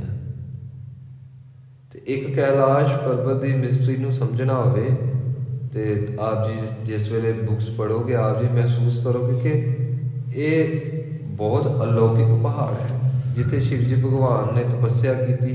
ये तपस्या का ही फल है, ये तप का ही फल है, ये बंदगी का फल है। अजे तक हज़ारां लोगों ने माउंट एवरेस्ट नूं सर किया, पर कैलाश नूं सर करने वाला आप जी देखोगे आप जी कोई मिलेगा नहीं। तो जेकर कोई उपर गया तो नाल ही वो कहन लगे दिशा भ्रम हो गया जी। एकदम बर्फीले तूफान आउंदे दिसदे ने, एकदम टाइम बदल जाता है, एकदम सारा कुछ हो जाता है, समझ नहीं आता की हो गया। तो सानू लगता है इस धरती से एक ही कैलाश है। कबिलास का अर्थ होंदा है कैलाश पर्वत। महाराज जी कहते ने तेनू ज्ञान खंड के विचों ये सब दिसेगा। अगे वचन किया, तू एक माता दुर्गा की पूजा करदा है, दुर्गा कोट जाके मर्दन करे। मर्दन कहते ने जी मसाज, भाव के चरना की सेवा करने वाली, चरना की मालिश करने वाली, चरण घुटन वाली माता दुर्गा, जो कि विष्णु भगवान के चरण घुटती रहती है हर समय। कहन लगे दुर्गा कोट जाके मर्दन करे। करोड़ा ही दुर्गा माता जो कि सेवा करदियां ने विष्णु भगवान दियां। ब्रह्मा कोट वेद उच्चरै। एक ब्रह्मा नहीं, करोड़ा ही ब्रह्मा ने जो कि परमेश्वर के दर के उत्ते वेदां का उच्चारण 24 घंटे करते हैं। कबीर साहब जी कहते हैं, जाओ जाचो तो केवल राम। मैं जदों भी मंगदा हाँ मैं इन्हां देवी देवतियां कोलों नहीं मंगदा। क्यों? क्योंकि पता लग गया ये सारियां ताकतां बेअंत हन, करोड़ा ही हन। तो ये सारियां ताकतां प्रगट कित्थों हो रही ने? परमेश्वर जी के स्वरूप के विचों। ਇਹਦਾ अर्थ यह है कि परमेश्वर जी वड्डी हस्ती है, तो असी वड्डी हस्ती के कोलों ही मंगांगे, फिर असी इन्हां कोलों क्यों मंगीए जी? जाओ जाचो, जेकर मैं मंगांगा तो केवल राम, मैं परमेश्वर के दर तो ही मंगांगा, रमे हुए राम के कोलों ही मंगांगा, सर्वव्यापक परमेश्वर कोलों ही मंगांगा। आन देव स्यो ना ही कान। मैनू किसी भी देवी देवते पासों कोई लोड़, कोई जरूरत पूरी करने की इच्छा नहीं है। किसी तो मैनू कोई मंग नहीं है, मैं किसी को नहीं मंगता। आप जी इस सारे शब्द नूं पढ़ियो, ये रहाओ वाली पंक्ति है। अगे कहन लगे, तू कहता है कि एक ही चंद्रमा है? नहीं, कोट चंद्र में कर है चिराग। इसमें चंद्र में नहीं कहना, चंद्र में। चंद्र क्योंकि दद्दे दे पैर च रहा है। कोट चंद्र में करहे चिराग। तो दास बेनती करे जी, जो कोट शब्द है इसमें 4 तरीके नाल बोलिया जाता है। पहला है कोट, टैंक के उत्ते भार पाया जाता है, ये गलत है। फिर दूसरा शब्द है कोट, ये उत्ते अद्धा भार पाया जाता टैंक से, इसनों पढ़ना है पोला। कोट, कोट चंद्र में करहे चिराग। ਪਰਮੇਸ਼ਵਰ ਦੇ ਦਰ ਦੇ ਉੱਤੇ ਕਰੋੜਾਂ ਹੀ ਚੰਦਰਮਾ, ਚਿਰਾਗ ਕਹੀਏ ਜੀ ਚਿਰਾਗ ਨੂੰ, ਚਿਰਾਗ ਕਹੀਏ ਦੀਵਾ, ਦੀਵਾ ਕਹੀਏ ਜੋ ਪ੍ਰਕਾਸ਼ ਕਰਦਾ ਹੈ। ਰਾਤ ਦਾ ਦੀਵਾ ਕੌਣ ਹੈ? ਚੰਦਰਮਾ। ਕਹਿਣ ਲੱਗੇ ਕਰੋੜਾਂ ਹੀ ਚੰਦਰਮਾ ਨੇ। ਸੁਰ 3300 ਜੇ ਵਹਿ ਪਾਕ, ਤੇ ਪਰਮੇਸ਼ਵਰ ਦੇ ਦਰ ਤੇ ਸੁਰ ਦੇਵਤੇ 3300, 33 ਕਰੋੜ ਦੇਵੀ ਦੇਵਤੇ। ਸੁਰ 3300 ਜੇ ਵਹਿ ਪਾਕ, ਪਾਕ ਕਹੀਏ ਜੀ ਭੋਜਨ। 33 ਕਰੋੜ ਦੇਵੀ ਦੇਵਤੇ ਪਰਮੇਸ਼ਵਰ ਦੇ ਦਰ ਤੇ ਪ੍ਰਸ਼ਾਦਾ ਛਕਦੇ ਨੇ। ਹੁਣ ਅਸੀਂ ਅੱਜ ਤੱਕ ਸੁਣਿਆ ਕਿ 9 ਗ੍ਰਹਿ ਹੀ ਹੁੰਦੇ ਹਨ, 27 ਨਕਸ਼ਤਰ ਤੇ 9 ਗ੍ਰਹਿ ਹੁੰਦੇ ਨੇ, ਤੇ 9 ਗ੍ਰਹਿਾਂ ਦਾ ਬੰਦੇ ਦੇ ਉੱਤੇ ਪ੍ਰਭਾਵ ਪੈਂਦਾ ਹੈ। ਪਰ ਕਬੀਰ ਸਾਹਿਬ ਜੀ ਕਹਿ ਰਹੇ ਹਨ, ਇਹ ਪਹਿਲਾਂ ਮੈਂ ਵੀ ਇੰਝ ਹੀ ਸੋਚਦਾ ਸੀ ਕਿ 9 ਗ੍ਰਹਿ ਹੁੰਦੇ ਨੇ, ਪਰ ਹੁਣ ਪਤਾ ਲੱਗਾ ਨਵ ਗ੍ਰਹਿ ਕੋਟ ਠਾਢੇ ਦਰਬਾਰ। 9 ਗ੍ਰਹਿ ਨਹੀਂ ਹਨ, ਕਰੋੜਾਂ ਹੀ ਗ੍ਰਹਿ ਹਨ ਜੋ ਦਰਬਾਰ ਦੇ ਉੱਤੇ ਹੱਥ ਜੋੜ ਕੇ ਖੜੇ ਨੇ। ਧਰਮ ਕੋਟ ਜਾ ਕੇ ਪ੍ਰਤਹਾਰ, ਇੱਕ ਧਰਮਰਾਜ ਨਹੀਂ ਹੈ ਜੋ ਸਾਰਿਆਂ ਦਾ ਲੇਖਾ ਜੋਖਾ ਕਰਦਾ ਹੈ, ਕਰੋੜਾਂ ਹੀ ਧਰਮਰਾਜ ਨੇ। ਤੇ ਜੋ ਰੱਬ ਦੇ ਘਰ ਦੇ ਅੱਗੇ ਖੜੇ ਹਨ ਹੱਥ ਜੋੜ ਕੇ, ਪਵਨ ਕੋਟ ਚੌਬਾਰੇ ਫਿਰ ਹੈ, ਤੇ ਇੱਕ ਤਰ੍ਹਾਂ ਦੀ ਹਵਾ ਨਹੀਂ ਫਿਰਦੀ ਪਈ, ਕਰੋੜਾਂ ਹੀ ਹਵਾ ਫਿਰਦੀਆਂ ਪਈਆਂ ਨੇ। ਹੁਣ ਇੱਥੇ ਗੱਲ ਕੀਤੀ ਕਰੋੜਾਂ ਦੀ, ਜੇ ਅਸੀਂ ਹਵਾਵਾਂ ਦੀ ਗੱਲ ਕਹਾਂਗੇ ਨਾ, ਤੇ ਅਸੀਂ ਇਹ ਕਹਾਂਗੇ ਕਿ ਦੇਖੋ ਸਾਨੂੰ ਸਾਡੇ ਸਰੀਰ ਦੇ ਵਿੱਚ ਜੇ ਵਾਯੂ ਹੈ, ਇੱਕ ਅਪਾਨ ਵਾਯੂ ਹੈ, ਇੱਕ ਪ੍ਰਾਣ ਵਾਯੂ ਹੈ, ਇੱਕ ਉਹ ਵਾਯੂ ਜੋ ਸੁਗੰਧੀਦਾਇਕ, ਇੱਕ ਉਹ ਵਾਯੂ ਜੋ ਬਦਬੂਦਾਰ ਹੈ, ਇੱਕ ਉਹ ਵਾਯੂ ਜੋ ਅਸੀਂ ਐਨਸਥੀਸੀਆ ਲੈਂਦੇ ਹਾਂ ਜੀ, ਕਲੋਰੋਫੋਮ ਥੋੜੀ ਜਿਹੀ ਜ਼ਿਆਦਾ ਲੈ ਲਈ ਤੇ ਬੰਦਾ ਚੜਾਈ ਕਰ ਜਾਂਦਾ ਹੈ। ਪਿੱਛੇ ਜਿਹੇ ਇਹ ਸਿਲਸਿਲਾ ਬਹੁਤ ਚੱਲਿਆ ਸੀ, ਬੇਹੋਸ਼ ਕਰਨ ਵਾਲੀ ਜੋ ਏਅਰ ਸੀ ਉਹ ਦਵਾਈ ਦਿੱਤੀ ਜਾਂਦੀ ਸੀ, ਥੋੜੀ ਜਿਹੀ ਵੀ ਮਿਕਦਾਰ ਵੱਧ ਗਈ ਨਾਲ ਹੀ ਸਰੀਰ ਖਤਮ ਹੋ ਜਾਂਦਾ ਸੀ। ਕਹਿਣ ਲੱਗੇ ਐਸੀ ਵੀ ਹਵਾ ਹੈ ਜੋ ਬਿਮਾਰ ਕਰਦੀ ਹੈ, ਐਸੀ ਵੀ ਹਵਾ ਹੈ ਜੋ ਤੰਦਰੁਸਤ ਕਰਦੀ ਹੈ, ਐਸੀ ਵੀ ਹਵਾ ਹੈ ਜੋ ਬੰਦੇ ਨੂੰ ਮਾਰ ਹੀ ਛੱਡਦੀ ਹੈ, ਤੇ ਐਸੀ ਵੀ ਹਵਾ ਹੈ ਜਿਸ ਨੂੰ ਵਾਈਟਮਿਨ ਗੈਸ ਕਹਿੰਦੇ ਨੇ, ਜੋ ਬੰਦੇ ਦੇ ਸਰੀਰ ਦੇ ਰੋਗਾਂ ਨੂੰ ਖਤਮ ਕਰਦੀ ਹੈ, ਜੋ ਜੀਵਤ ਕਰ ਦਿੰਦੀ ਹੈ। ਹੁਣ ਜਦੋਂ ਬੰਦੇ ਨੂੰ ਸਾਹ ਵਿੱਚ ਦਿੱਕਤ ਹੁੰਦੀ ਹੈ, ਸਾਹ ਲੈਣ 'ਚ, ਤੇ ਆਕਸੀਜਨ ਸਿਲੰਡਰ ਲਾਇਆ ਜਾਂਦਾ। ਐਸੀ ਵੀ ਹਵਾ ਹੈ ਜੋ ਬੰਦੇ ਦੇ ਪ੍ਰਾਣਾਂ ਨੂੰ ਬਚਾਉਣ ਦੀ ਕੋਸ਼ਿਸ਼ ਕਰਦੀ। ਸੋ ਇਸ ਢੰਗ ਦੇ ਨਾਲ ਜਿਹੜੀਆਂ ਅਸੀਂ ਹਵਾਵਾਂ ਦੀ ਗਿਣਤੀ ਕਰਾਂਗੇ ਨਾ, ਕਿ ਨਾਈਟ੍ਰੋਜਨ ਗੈਸ ਹੈ ਜੀ, ਆਕਸੀਜਨ ਹੈ, ਕਾਰਬਨ ਡਾਈਆਕਸਾਈਡ ਗੈਸ ਹੈ, ਪਰ ਜਿਹੜੀ ਗਿਣਤੀ ਇੱਥੇ ਕਬੀਰ ਸਾਹਿਬ ਜੀ ਕਰ ਰਹੇ ਹਨ, ਇਹ ਗਿਣਤੀ ਸਾਇੰਸ ਕਦੀ ਵੀ ਕਰ ਹੀ ਨਹੀਂ ਸਕਦੀ, ਕਦੀ ਵੀ ਨਹੀਂ ਕਰ ਸਕਦੀ। 99 ਕਰੋੜ ਤੋਂ ਵੱਧ ਤਰ੍ਹਾਂ ਦੀ ਗੈਸ ਹਵਾ ਦਾ ਜ਼ਿਕਰ ਕਬੀਰ ਸਾਹਿਬ ਜੀ ਕਰ ਰਹੇ ਨੇ, ਤੇ ਇਹ ਸਿਰਫ ਸੁਣੀ ਸੁਣਾਈ ਨਹੀਂ ਗੱਲ ਕਰਦੇ ਪਏ, ਇਹਨਾਂ ਨੇ ਦੇਖਿਆ, ਇਹਨਾਂ ਨੇ ਸੁਣਿਆ, ਇਹਨਾਂ ਨੇ ਅਨੁਭਵ ਕੀਤਾ ਤਾਂ ਕਹਿ ਰਹੇ। ਤੇ ਜੇਕਰ ਇੱਕ ਇੱਕ ਸ਼ਬਦ ਅਨੁਭਵ ਵਿੱਚ ਨਾ ਹੁੰਦਾ ਤੇ ਧੰਨ ਸ਼੍ਰੀ ਗੁਰੂ ਨਾਨਕ ਦੇਵ ਮਹਾਰਾਜ ਜੀ ਨੇ ਭਗਤ ਕਬੀਰ ਸਾਹਿਬ ਜੀ ਦੀ ਬਾਣੀ ਲਿਆਉਣੀ ਨਹੀਂ ਸੀ। ਗੁਰੂ ਅਰਜਨ ਦੇਵ ਮਹਾਰਾਜ ਜੀ ਨੇ ਇਸ ਬਾਣੀ ਨੂੰ ਅੰਕਿਤ ਨਹੀਂ ਸੀ ਕਰਨਾ, ਤੇ 10ਵੇਂ ਪਾਤਸ਼ਾਹ ਜੀ ਨੇ ਫਿਰ ਮੱਥਾ ਟੇਕ ਕੇ ਇਹ ਨਹੀਂ ਸੀ ਕਹਿਣਾ ਵਾਹੋ ਵਾਹੋ ਬਾਣੀ ਨਿਰੰਕਾਰ ਹੈ ਤਿਸ ਜੀਵੜ ਅਵਰ ਨਾ ਕੋਈ। ਇੱਕ ਇੱਕ ਹਰੂਫ, ਇੱਕ ਇੱਕ ਅੱਖਰ ਅਗੰਮੀ ਮੰਡਲ ਵਿੱਚੋਂ ਆਇਆ ਹੈ ਤੇ ਮਹਾਪ੍ਰਕਾਸ਼ ਲੈ ਕੇ ਆਇਆ। ਪਵਨ ਕੋਟ ਚੌਬਾਰੇ ਫਿਰ ਹੈ, ਕਰੋੜਾਂ ਤਰ੍ਹਾਂ ਦੀ ਹਵਾ ਪ੍ਰਮਾਤਮਾ ਦੇ ਚੁਬਾਰੇ ਦੇ ਉੱਤੇ ਫਿਰਦੀ ਹੈ। ਬਾਸਕ ਕੋਟ ਸੇਜ ਬਿਸਤਰ ਹੈ। ਅਸੀਂ ਸੁਣਦੇ ਹਾਂ ਇੱਕ ਹੀ ਸ਼ੇਸ਼ਨਾਗ ਹੈ, ਪਰ ਕਹਿਣ ਲੱਗੇ ਨਹੀਂ, ਕਰੋੜਾਂ ਹੀ ਸ਼ੇਸ਼ਨਾਗ ਹਨ ਜੋ ਕਿ ਵਿਸ਼ਨੂੰ ਜੀ ਦੀ ਸੇਜ ਬਣ ਕੇ ਤੇ ਸੇਵਾ ਕਰਦੇ ਨੇ। ਸਮੁੰਦ ਕੋਟ ਜਾ ਕੇ ਪਾਣੀ ਹਾਰ। ਅਸੀਂ ਸਮੁੰਦਰਾਂ ਦੀ ਗਿਣਤੀ ਕਰਾਂਗੇ, ਅਸੀਂ ਕਹਾਂਗੇ ਕਿ ਪ੍ਰਸ਼ਾਂਤ ਮਹਾਸਾਗਰ ਹੈ ਜੀ, ਅਟਲਾਂਟਿਕਾ ਮਹਾਸਾਗਰ ਹੈ। ਅਸੀਂ 7 ਤਰ੍ਹਾਂ ਦੇ ਸਮੁੰਦਰਾਂ ਦੀ ਗਿਣਤੀ ਕਰਾਂਗੇ, ਖੀਰ ਮਹਾਸਾਗਰ ਹੈ। ਪਰ ਇੱਥੇ ਜਿਹੜੀ ਗਿਣਤੀ ਕਰ ਰਹੇ ਨੇ ਭਗਤ ਕਬੀਰ ਸਾਹਿਬ ਜੀ, ਇਹ ਅਸੀਮ ਗਿਣਤੀ ਹੈ। ਕਹਿਣ ਲੱਗੇ ਕਰੋੜਾਂ ਹੀ ਸਮੁੰਦਰ ਨੇ ਜੋ ਕਿ ਰੱਬ ਦੇ ਘਰ ਤੇ ਪਾਣੀ ਭਰਦੇ ਨੇ, ਕਰੋੜਾਂ ਸਮੁੰਦਰ। ਤੇ ਗਿਣਤੀ ਦਾਸ ਫਿਰ ਕਰੇ ਜੀ 99 ਕਰੋੜ 99 ਲੱਖ 99,999।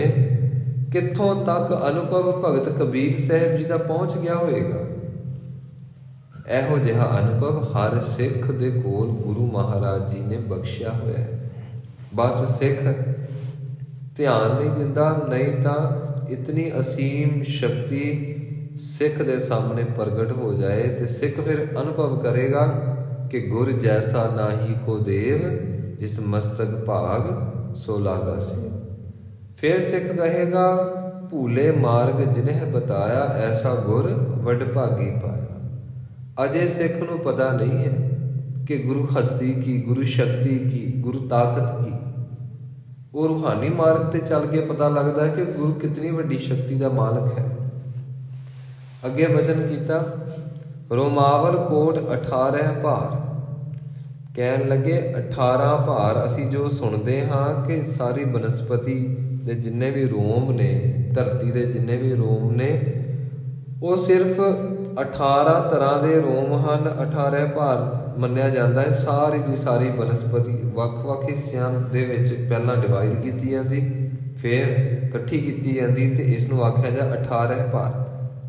ਪਰ ਕਹਿਣ ਲੱਗੇ ਹੁਣ ਜੇ ਅਸੀਂ ਗੱਲ ਕਰੀਏ ਤੇ ਇਹ ਬਨਸਪਤੀ ਵੀ ਕਰੋੜਾਂ ਤਰ੍ਹਾਂ ਦੀ ਮੈਂ ਦੇਖ ਲਈ ਹੈ। ਕੋਟ ਕਮੇਰ ਭਰਹਿ ਭੰਡਾਰ। ਅਸੀਂ ਸੁਣਦੇ ਹਾਂ ਕਿ ਕੁਬੇਰ ਦੇਵਤਾ ਜੋ ਕਿ ਸੋਨੇ ਦਾ ਖਜ਼ਾਨਾ ਆਪਣੇ ਪਾਸ ਰੱਖਦਾ ਹੈ, ਲੋਕੀ ਕੁਬੇਰ ਦੀ ਮੂਰਤੀ ਰੱਖਦੇ ਨੇ, ਪੂਜਾ ਕਰਦੇ ਨੇ ਹਿੰਦੂ ਵੀਰ, ਤੇ ਕਹਿੰਦੇ ਨੇ ਕਿ ਇੱਕ ਕੁਬੇਰ ਜੇ ਸਿਰ ਤੇ ਆਸ਼ੀਰਵਾਦ ਦੇ ਦੇਵੇ ਤੇ ਉਸ ਬੰਦੇ ਦੇ ਘਰ 'ਚ ਅਮੀਰੀ ਮੁੱਕਦੀ ਨਹੀਂ, ਕਈ ਹਜ਼ਾਰਾਂ ਪੁਸ਼ਤਾਂ ਤੱਕ। ਤੇ ਮਹਾਰਾਜ ਜੀ ਬਚਨ ਕਰ ਰਹੇ ਨੇ ਭਾਈ ਇੱਕ ਕੁਬੇਰ ਨਹੀਂ ਹੈ, ਇਹ ਧਨ ਦਾ ਦੇਵਤਾ ਇੱਕ ਨਹੀਂ ਕਰੋੜਾਂ ਹੀ ਨੇ। ਕੋਟਕ ਲਖਮੀ ਕਰੈ ਸੀਗਾਰ। ਤੂੰ ਦੀਵਾਲੀ ਵਾਲੇ ਦਿਨ ਦਰਵਾਜ਼ਾ ਖੋਲ ਕੇ ਦੀਵਾ ਜਗਾ ਕੇ ਕਹਿੰਦਾ ਹੈ ਕਿ ਮਾਤਾ ਜੀ ਅੱਜ ਸਾਡੇ ਘਰ ਚਰਨ ਪਾਓ, ਜੇ ਚਰਨ ਨਹੀਂ ਪਾਉਣੇ ਅੰਗੂਠਾ ਹੀ ਪਾ ਦਿਓ, ਘੱਟੋ ਘੱਟ ਥੋੜੇ ਬਹੁਤੇ ਪੈਸੇ ਤੇ ਆ ਜਾਣ। ਸੁਣੀਦਾ ਹੈ ਕਿ ਤੁਸੀਂ ਦੀਵਾਲੀ ਵਾਲੇ ਦਿਨ ਚਰਨ ਪਾਉਂਦੇ ਜੀ, ਤੇ ਵੈਸੇ ਤਾਂ ਤੁਹਾਡੇ ਨਾਲ ਕੋਈ ਵਾਹ ਵਾਸਤਾ ਨਹੀਂ, ਤੁਹਾਡੇ ਚਰਨਾਂ ਦੇ ਨਾਲ ਮਾਇਆ ਆ ਜਾਏਗੀ, ਇਸ ਕਰਕੇ ਕਿਰਪਾ ਕਰਕੇ ਚਰਨ ਪਾ ਦਿਓ। ਵੇਖੋ ਸਿੱਖ ਦੇਵੀ ਦੇਵਤਿਆਂ ਨੂੰ ਵੀ ਯੂਜ਼ ਕਰਨ ਵਾਲੇ ਪਾਸੇ ਤੁਰਦਾ ਹੈ। ਤੇ ਦੇਵੀ ਦੇਵਤਿਆਂ ਦਾ ਜੇਕਰ ਲਾਭ ਨਹੀਂ ਤੇ ਫਿਰ ਕੌਣ ਜਾਣਦਾ ਜੀ? ਕੋਈ ਨਹੀਂ ਜਾਣਦਾ। ਤੇ ਸਭ ਤੋਂ ਵੱਧ ਪੂਜਾ ਲਕਸ਼ਮੀ ਦੀ ਹੁੰਦੀ ਹੈ, ਆਪ ਜੀ ਨੂੰ ਪਤਾ ਹੋਵੇਗਾ। ਕਿਉਂ ਲਕਸ਼ਮੀ ਮਾਤਾ ਦੀ ਪੂਜਾ ਹੁੰਦੀ? ਕਿਉਂਕਿ ਪੈਸੇ ਬਿਨਾਂ ਸਰਦਾ ਨਹੀਂ ਜੀ ਕਿਸੇ ਦਾ। ਪਰ ਸਿੱਖ ਕਦੀ ਲਕਸ਼ਮੀ ਦੀ ਪੂਜਾ ਨਹੀਂ ਕਰਦਾ। ਮਹਾਰਾਜ ਜੀ ਕਹਿੰਦੇ ਨੇ ਕਿ ਸਾਰੀ ਸ੍ਰਿਸ਼ਟੀ ਇੱਕ ਲਕਸ਼ਮੀ ਮਾਤਾ ਨੂੰ ਪੂਜਦੀ ਹੈ, ਪਰ ਪਰਮਾਤਮਾ ਦੇ ਦਰ ਤੇ ਕਰੋੜਾਂ ਹੀ ਲਕਸ਼ਮੀਆਂ ਨੇ ਹੱਥ ਜੋੜ ਕੇ ਖੜੀਆਂ। ਜਿਸ ਵੇਲੇ ਕੋਈ ਬੰਦਗੀ ਵਿੱਚ ਜੁੜਦਾ ਹੈ ਤੇ ਇਹ ਜੋ ਸ਼ਕਤੀਆਂ ਨੇ ਅੱਗੇ ਹੱਥ ਜੋੜ ਕੇ ਖੜੀਆਂ ਹੋ ਜਾਂਦੀਆਂ ਨੇ, ਕਿਉਂਕਿ ਰਿੱਧੀਆਂ ਸਿੱਧੀਆਂ ਵਿੱਚ ਪ੍ਰਗਟ ਹੁੰਦੀਆਂ ਨੇ ਸਾਰੀਆਂ ਸ਼ਕਤੀਆਂ। ਤੇ ਉਹ ਕਹਿੰਦੀਆਂ ਨੇ ਤਾਕਤਾਂ ਕਿ ਦੱਸ ਕੀ ਚਾਹੀਦਾ ਹੈ। ਤੇ ਜੇ ਤਾਂ ਕੋਈ ਰੱਜਿਆ ਹੋਇਆ ਮਹਾਂਪੁਰਖ ਹੋਵੇ, ਬੰਦਗੀ ਵਾਲਾ ਹੋਵੇ, ਉਹ ਇਹਨਾਂ ਤਾਕਤਾਂ ਕੋਲੋਂ ਕੋਈ ਕੰਮ ਨਹੀਂ ਲੈਂਦਾ। ਤੇ ਜੇਕਰ ਕੋਈ ਕੱਚਾ ਹੋਵੇ, ਕੱਚਾ ਸਾਧੂ ਹੋਵੇ, ਉਹ ਇਹਨਾਂ ਸ਼ਕਤੀਆਂ ਤੋਂ ਕਾਰਜ ਕਰਵਾਉਂਦਾ ਹੈ, ਫਿਰ ਪਰਤ ਕੇ ਫਿਰ ਮੂੰਹ ਦੀ ਖਾਣੀ ਪੈਂਦੀ ਹੈ। ਫਿਰ ਬਹੁਤ ਭਿਅੰਕਰ ਆਉਣ ਵਾਲਾ ਸਮਾਂ ਹੁੰਦਾ ਹੈ। ਪਰ ਉਹ ਸਮਾਂ ਰੂਹਾਨੀ ਜੀਵਨ ਵਾਲਾ ਜਾਣਦਾ ਹੈ। ਦੇਖਣ ਵਾਲੇ ਨੂੰ ਤੇ ਇੰਝ ਹੀ ਪਤਾ ਲੱਗਣਾ ਇਹਦੇ ਕੋਲ ਪੈਸਾ ਬਹੁਤ ਆ ਗਿਆ ਜੀ, ਇਹਦੇ ਵੱਡੇ ਵੱਡੇ ਟਰੱਕ ਚੱਲ ਰਹੇ ਨੇ, ਹਵਾ 'ਚ ਉੱਡਣ ਵਾਲੇ ਜਹਾਜ਼ ਚੱਲਦੇ ਪਏ ਨੇ, ਇਹਦੇ ਕੋਲ ਅਰਬਾਂ ਖਰਬਾਂ ਰੁਪਈਆ, ਇਹ ਅਨਲਿਮਿਟਿਡ ਬੈਂਕ ਬੈਲੈਂਸ ਹੀ ਇਹਦੇ ਕੋਲ, ਇਹਨੂੰ ਪਤਾ ਹੀ ਨਹੀਂ ਹੈ ਕਿੰਨੇ ਹੋਟਲ ਵਗੈਰਾ ਹੈ।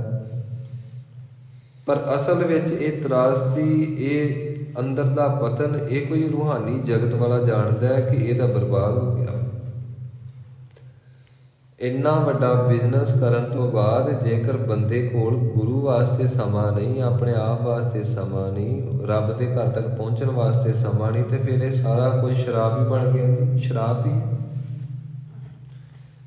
ਮਹਾਰਾਜ ਜੀ ਕਹਿੰਦੇ ਨੇ ਉਹ ਭਾਈ ਰੱਬ ਦੀ ਬੰਦਗੀ ਕਰ, ਉੱਥੇ ਇੱਕ ਲਕਸ਼ਮੀ ਨਹੀਂ, ਉੱਥੇ ਕਰੋੜਾਂ ਹੀ ਨੇ। ਕੋਟਕ ਲਖਮੀ ਕਰੈ ਸੀਗਾਰ। ਕਰੋੜਾਂ ਲਕਸ਼ਮੀਆਂ, ਲਕਸ਼ਮੀ ਮਾਤਾ ਸ਼ਿੰਗਾਰ ਕਰਦੀਆਂ ਨੇ। ਕੋਟਕ ਪਾਪ ਪੁੰਨ ਵੋ ਹਿਰਹਿ। ਤੇ ਕਰੋੜਾਂ ਹੀ ਪਾਪ ਤੇ ਕਰੋੜਾਂ ਹੀ ਪੁੰਨ ਪਰਮੇਸ਼ਵਰ ਦੇ ਦਰ ਤੇ ਖੜੇ ਹੁੰਦੇ ਨੇ ਤੇ ਉਹ ਇਹ ਕਹਿੰਦੇ ਨੇ ਕਿ ਦੱਸੋ ਜੀ ਸਾਡੇ ਪ੍ਰਤੀ ਕੀ ਆਗਿਆ ਹੈ। ਇਸ ਢੰਗ ਦੇ ਨਾਲ ਜੇ ਅਸੀਂ ਸਾਰੇ ਸ਼ਬਦ ਨੂੰ ਪੜ੍ਹੀਏ ਜੀ, ਇੱਥੇ ਸਾਰੀਆਂ ਸ਼ਕਤੀਆਂ ਨੂੰ ਕੋਟ ਕਹਿ ਕੇ ਸੰਬੋਧਨ ਕੀਤਾ। ਅੱਗੇ ਕਹਿੰਦੇ ਨੇ ਇੰਦਰ ਕੋਟ ਜਾ ਕੇ ਸੇਵਾ ਕਰੈ। ਇੱਕ ਇੰਦਰ ਦੇਵਤਾ ਨਹੀਂ, ਕਰੋੜਾਂ ਇੰਦਰ ਦੇਵਤੇ ਨੇ ਜੋ ਕਿ ਰੱਬ ਦੇ ਘਰ ਤੇ ਸੇਵਾ ਕਰਦੇ ਨੇ। 56 ਕੋਟ ਜਾ ਕੇ ਪ੍ਰਤਹਾਰ, ਤੇ 56 ਕਰੋੜ ਜੋ ਬੱਦਲ ਨੇ ਉਹ ਰੱਬ ਦੇ ਘਰ ਦੇ ਅੱਗੇ ਦਰਬਾਨ ਬਣ ਕੇ ਖੜੇ। ਭਗਤ ਨਾਮਦੇਵ ਜੀ ਨੇ 96 ਕਰੋੜ ਬੱਦਲਾਂ ਦੀ ਗੱਲ ਕੀਤੀ। ਇੱਥੇ ਭਗਤ ਕਬੀਰ ਸਾਹਿਬ ਜੀ ਨੇ 56 ਕਰੋੜ ਬੱਦਲਾਂ ਦੀ ਗੱਲ ਕੀਤੀ। ਤੇ ਅਸੀਂ ਕਹਾਂਗੇ ਕਿ ਸਹੀ ਕੌਣ? ਦੋਵੇਂ ਹੀ ਸਹੀ ਨੇ, ਦੋਵੇਂ ਹੀ ਸੱਚ ਕਹਿ ਰਹੇ ਨੇ। ਜਿਨ੍ਹਾਂ ਦੀ ਜਿੱਥੋਂ ਤੱਕ ਪਹੁੰਚ ਹੈ ਉਹ ਉਸ ਹਿਸਾਬ ਦੇ ਨਾਲ ਗੱਲ ਕਰ ਰਹੇ ਨੇ ਤੇ ਇਹ ਉਹਨਾਂ ਨੇ ਪ੍ਰੈਕਟੀਕਲੀ ਦੇਖ ਲਿਆ। ਤੇ ਜਿਸ ਵੇਲੇ ਕੋਈ ਪ੍ਰੈਕਟੀਕਲੀ ਦੇਖਦਾ ਫਿਰ ਜੋ ਹਿਸਾਬ ਕਿਤਾਬ ਹੈ ਫਿਰ ਇੰਜ ਨਹੀਂ ਗਿਣਨਾ ਪੈਂਦਾ 1 2 10 20 30। ਭਗਤ ਨਾਮਦੇਵ ਜੀ ਕਹਿੰਦੇ ਨੇ ਫਿਰ ਬ੍ਰਹਮ ਗਿਆਨ ਕਾਹਦਾ ਹੋਇਆ? ਅੱਜ ਸਾਇੰਸ ਲੱਭਦੀ ਪਈ ਹੈ ਕਿ ਗੁਰਬਾਣੀ ਵਿੱਚ ਲਿਖਿਆ ਕਿ 42 ਲੱਖ ਜੀਅ ਜਲ ਮੈਂ ਹੋਤੇ ਬੀਠਲ ਪਹਿਲਾ ਕਾਇ ਕਰੋ। ਵੀ 42 ਲੱਖ ਜੀਵ ਜੰਤੂ ਜਲ ਵਿੱਚ ਨੇ, 42 ਲੱਖ ਜੀਵ ਜੰਤੂ ਉੱਪਰ ਨੇ ਧਰਤੀ ਤੇ ਆਕਾਸ਼ ਤੇ। ਉਹਨਾਂ ਨੂੰ ਅਜੇ ਤੱਕ 42 ਲੱਖ ਦੀ ਗੱਲ ਛੱਡੋ ਜੀ, ਉਹਨਾਂ ਨੂੰ 11 ਲੱਖ ਨਹੀਂ ਲੱਭੇ। ਉਹ ਕਹਿੰਦੇ ਨੇ ਅੱਗੇ ਕੋਈ ਦੇਸ਼ ਹੀ ਨਹੀਂ ਰਿਹਾ ਸਮੁੰਦਰ ਦੇ ਵਿੱਚ। ਕਈਆਂ ਨੇ ਦਾਅਵਾ ਕੀਤਾ ਕਿ ਅਸੀਂ 11 ਲੱਖ ਤੱਕ ਪਹੁੰਚ ਗਏ ਹਾਂ, ਇਸ ਤੋਂ ਅੱਗੇ ਖਤਮ। ਕਈਆਂ ਨੇ ਕਿਹਾ ਕਿ 7.5 ਲੱਖ ਤੇ ਖਤਮ। ਤੇ ਹੁਣ ਭਗਤ ਕਬੀਰ ਸਾਹਿਬ ਜੀ ਇਹ ਵੀ ਅਨਪੜ੍ਹ ਨੇ, ਹੁਣ ਭਗਤ ਨਾਮਦੇਵ ਜੀ ਵੀ ਅਨਪੜ੍ਹ ਨੇ, ਕਿਉਂਕਿ ਉਸ ਵੇਲੇ ਪੜ੍ਹਾਇਆ ਨਹੀਂ ਸੀ ਜਾਂਦਾ ਸ਼ੂਦਰਾਂ ਨੂੰ, ਵੀ ਨੀਵੀਂ ਜਾਤ ਵਾਲਿਆਂ ਨੂੰ।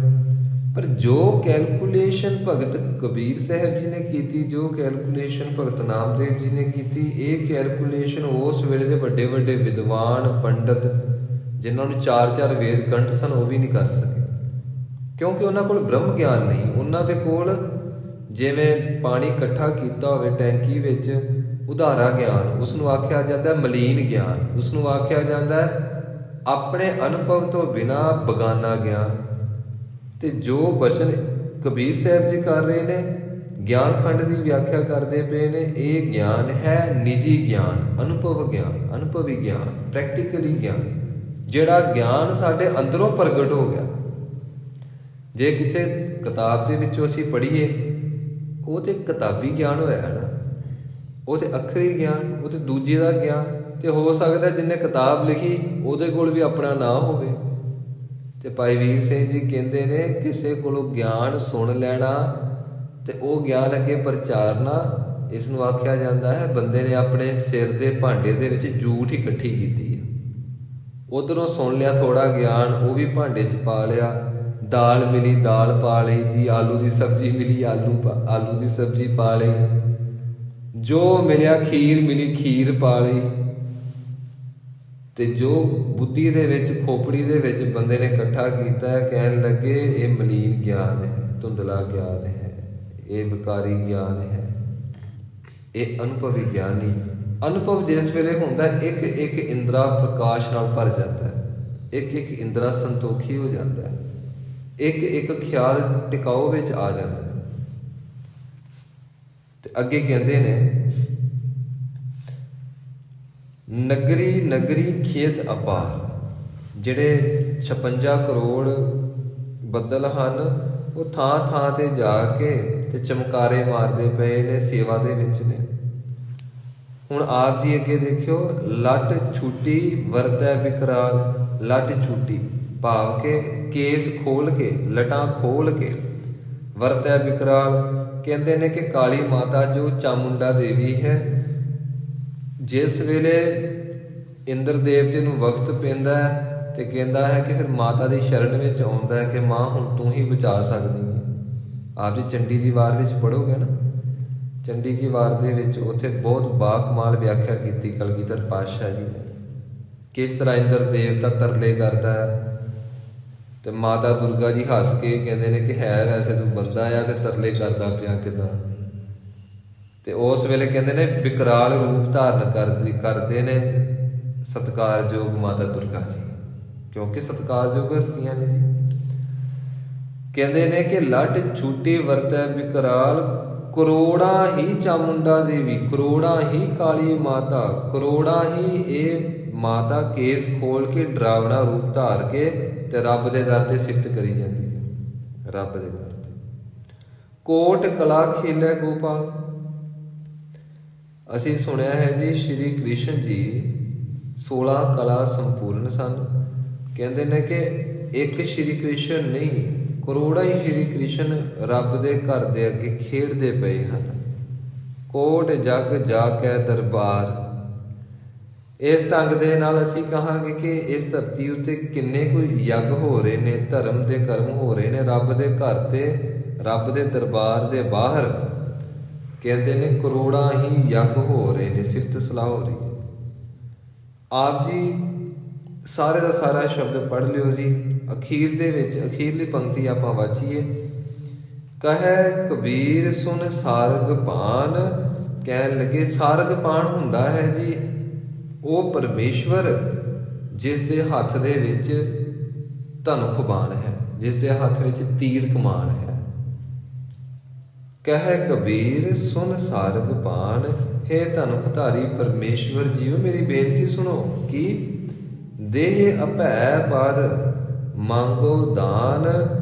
ਮੇਰੇ ਤੇ ਕਿਰਪਾ ਕਰਕੇ ਮੈਨੂੰ ਆਤਮਿਕ ਬਖਸ਼ਿਸ਼ ਕਰੋ। ਮੈਨੂੰ ਦੇਵੀ ਦੇਵਤਿਆਂ ਕੋਲੋਂ ਕੋਈ ਸੰਸਾਰ ਦੀ ਵਸਤੂ ਨਹੀਂ ਚਾਹੀਦੀ। ਮੈਨੂੰ ਐਸੀ ਤੁਸੀਂ ਅਵਸਥਾ ਦਿਓ ਜਿਹੜੀ ਅਵਸਥਾ ਦੇ ਵਿੱਚ ਬਿਲਕੁਲ ਡਰ ਨਹੀਂ। ਅਭੈ ਦਾ ਅਰਥ ਹੁੰਦਾ ਹੈ ਡਰ ਤੋਂ ਰਹਿਤ ਅਵਸਥਾ, ਆਤਮਿਕ ਅਵਸਥਾ, ਰੂਹਾਨੀ ਅਵਸਥਾ। ਪਦ ਕਹਿੰਦੇ ਨੇ ਉਹ ਸਟੇਜ ਜਿਹੜੀ ਸਟੇਜ ਕਦੀ ਵੀ ਬੰਦਾ ਪ੍ਰਾਪਤ ਕਰਨ ਤੋਂ ਬਾਅਦ ਖੁੰਝਾਉਂਦਾ ਨਹੀਂ, ਇੱਕ ਰਸ ਹੋ ਜਾਂਦਾ, ਟਿਕ ਜਾਂਦਾ।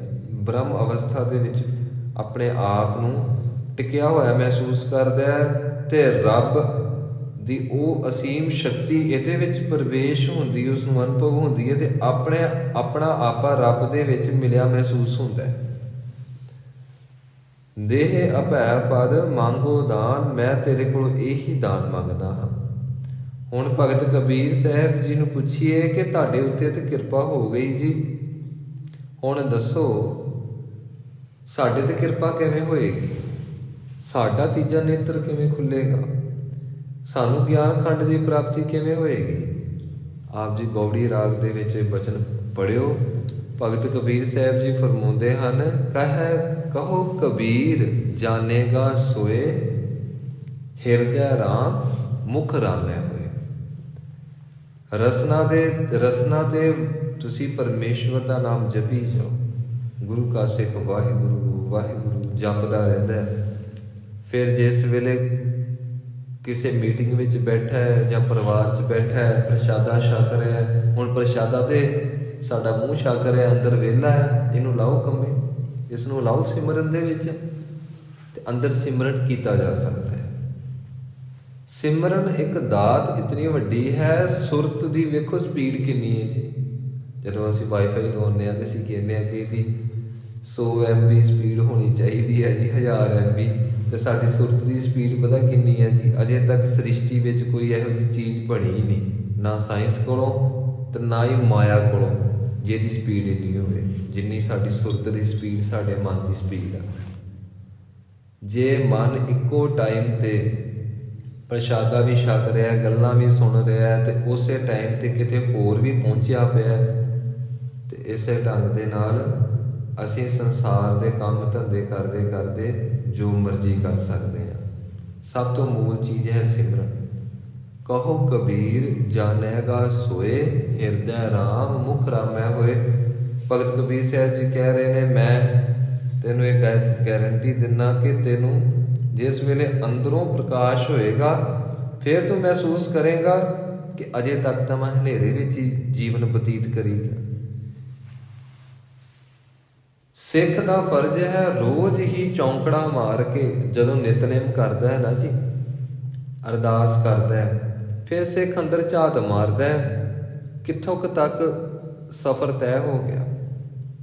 ਆਪਣੇ ਅੰਦਰ ਦੇਖਦਾ ਹੈ ਤੇ ਬਕਾਇਦਾ ਜਿਸ ਤਰ੍ਹਾਂ ਅਸੀਂ ਸੜਕ ਤੇ ਚੱਲਦੇ ਹਾਂ ਸਾਨੂੰ ਪਤਾ ਲੱਗਦਾ ਹੈ ਹੁਣ ਬੈਰੀਕੇਡ ਆ ਗਿਆ, ਹੁਣ ਫਲਾਈਓਵਰ ਆ ਗਿਆ, ਹੁਣ ਇੱਥੇ ਖੱਡਾ ਆ ਗਿਆ ਜੀ, ਇੱਥੇ ਟੋਆ ਆ ਗਿਆ, ਇੱਥੇ ਫਲਾਣਾ ਬਾਜ਼ਾਰ ਆ ਗਿਆ, ਫਲਾਣਾ ਮੌਲ ਆ ਗਿਆ। ਇਸੇ ਤਰ੍ਹਾਂ ਲੱਖ ਗੁਣਾ ਕਲੈਰਿਟੀ ਸਾਡੇ ਅੰਦਰੂਨੀ ਜਗਤ ਵਿੱਚ ਹੁੰਦੀ ਹੈ। ਜਿਸ ਵੇਲੇ ਅਸੀਂ ਜਾਂਦੇ ਹਾਂ ਰੂਹਾਨੀ ਮਾਰਗ ਤੇ ਸਾਨੂੰ ਪਤਾ ਲੱਗਦਾ ਹੈ ਹੁਣ ਫਲਾਣੀ ਪੂਰੀ ਆ ਗਈ ਹੈ, ਹੁਣ ਆਹ ਸ਼ਕਤੀ ਰਸਤੇ ਦੇ ਵਿੱਚ ਖੜੀ ਹੈ ਹੱਥ ਜੋੜ ਕੇ। ਰੱਬੀ ਮਾਰਗ ਦੇ ਰਸਤੇ ਤੇ ਭਟਕਾਉਣ ਵਾਲੀਆਂ ਤਾਕਤਾਂ ਵੀ ਖੜੀਆਂ ਨੇ ਤੇ ਨਾਲ ਦੀ ਨਾਲ ਜੋ ਵੱਡੀਆਂ ਸ਼ਕਤੀਆਂ ਨੇ ਜਿਨ੍ਹਾਂ ਦੀ ਅਸੀਂ ਹੁਣੇ ਗੱਲ ਕੀਤੀ ਉਹ ਵੀ ਖੜੀਆਂ ਹੁੰਦੀਆਂ ਨੇ ਹੱਥ ਜੋੜ ਕੇ ਕਿ ਕੋਈ ਆਇਆ ਜੋ ਸਰੀਰ ਧਾਰ ਕੇ ਤੇ ਆਪਣੀ ਅਸਲੀ ਮੰਜ਼ਿਲ ਵੱਲ ਵੱਧ ਰਿਹਾ। ਫਿਰ ਸਤਿਕਾਰ ਕਰਦੀਆਂ ਨੇ, ਰਿਸਪੈਕਟ ਕਰਦੀਆਂ ਨੇ। ਰੇ ਰੇ ਦਰਗਹਿ ਕਹਿ ਨ ਕੋ ਆਓ ਬੈਠ ਆਦਰ ਸੁਭ ਦਿਓ। ਸੋ ਇਸ ਢੰਗ ਦੇ ਨਾਲ ਆਤਮਿਕ ਜੀਵਨ ਦੀ ਪ੍ਰੌੜਤਾ ਸਾਨੂੰ ਕਰਨੀ ਚਾਹੀਦੀ ਹੈ, ਅੰਤਰਮੁਖੀ ਦੇਖਣਾ ਚਾਹੀਦਾ ਹੈ। ਜੇ ਤਾਂ ਅੰਦਰ ਪ੍ਰਕਾਸ਼ ਦਿਸ ਰਿਹਾ ਹੈ, ਸਾਡੀ ਉਮਰ ਹੁਣ ਦਾਸ ਆਪਣੀ ਗੱਲ ਕਰੇ 35 ਕੁ ਸਾਲ ਦਾਸ ਦੀ ਉਮਰ ਮਰ ਚੁੱਕੀ ਹੈ, ਡੈਡ ਹੋ ਗਈ ਹੈ। ਅਸੀਂ ਇਹ ਨਹੀਂ ਕਹਿ ਸਕਦੇ 35 ਸਾਲ ਦੇ ਅਸੀਂ ਹੋ ਚੁੱਕੇ ਹਾਂ, 45 ਸਾਲ ਦੇ ਅਸੀਂ ਹੋ ਚੁੱਕੇ ਹਾਂ।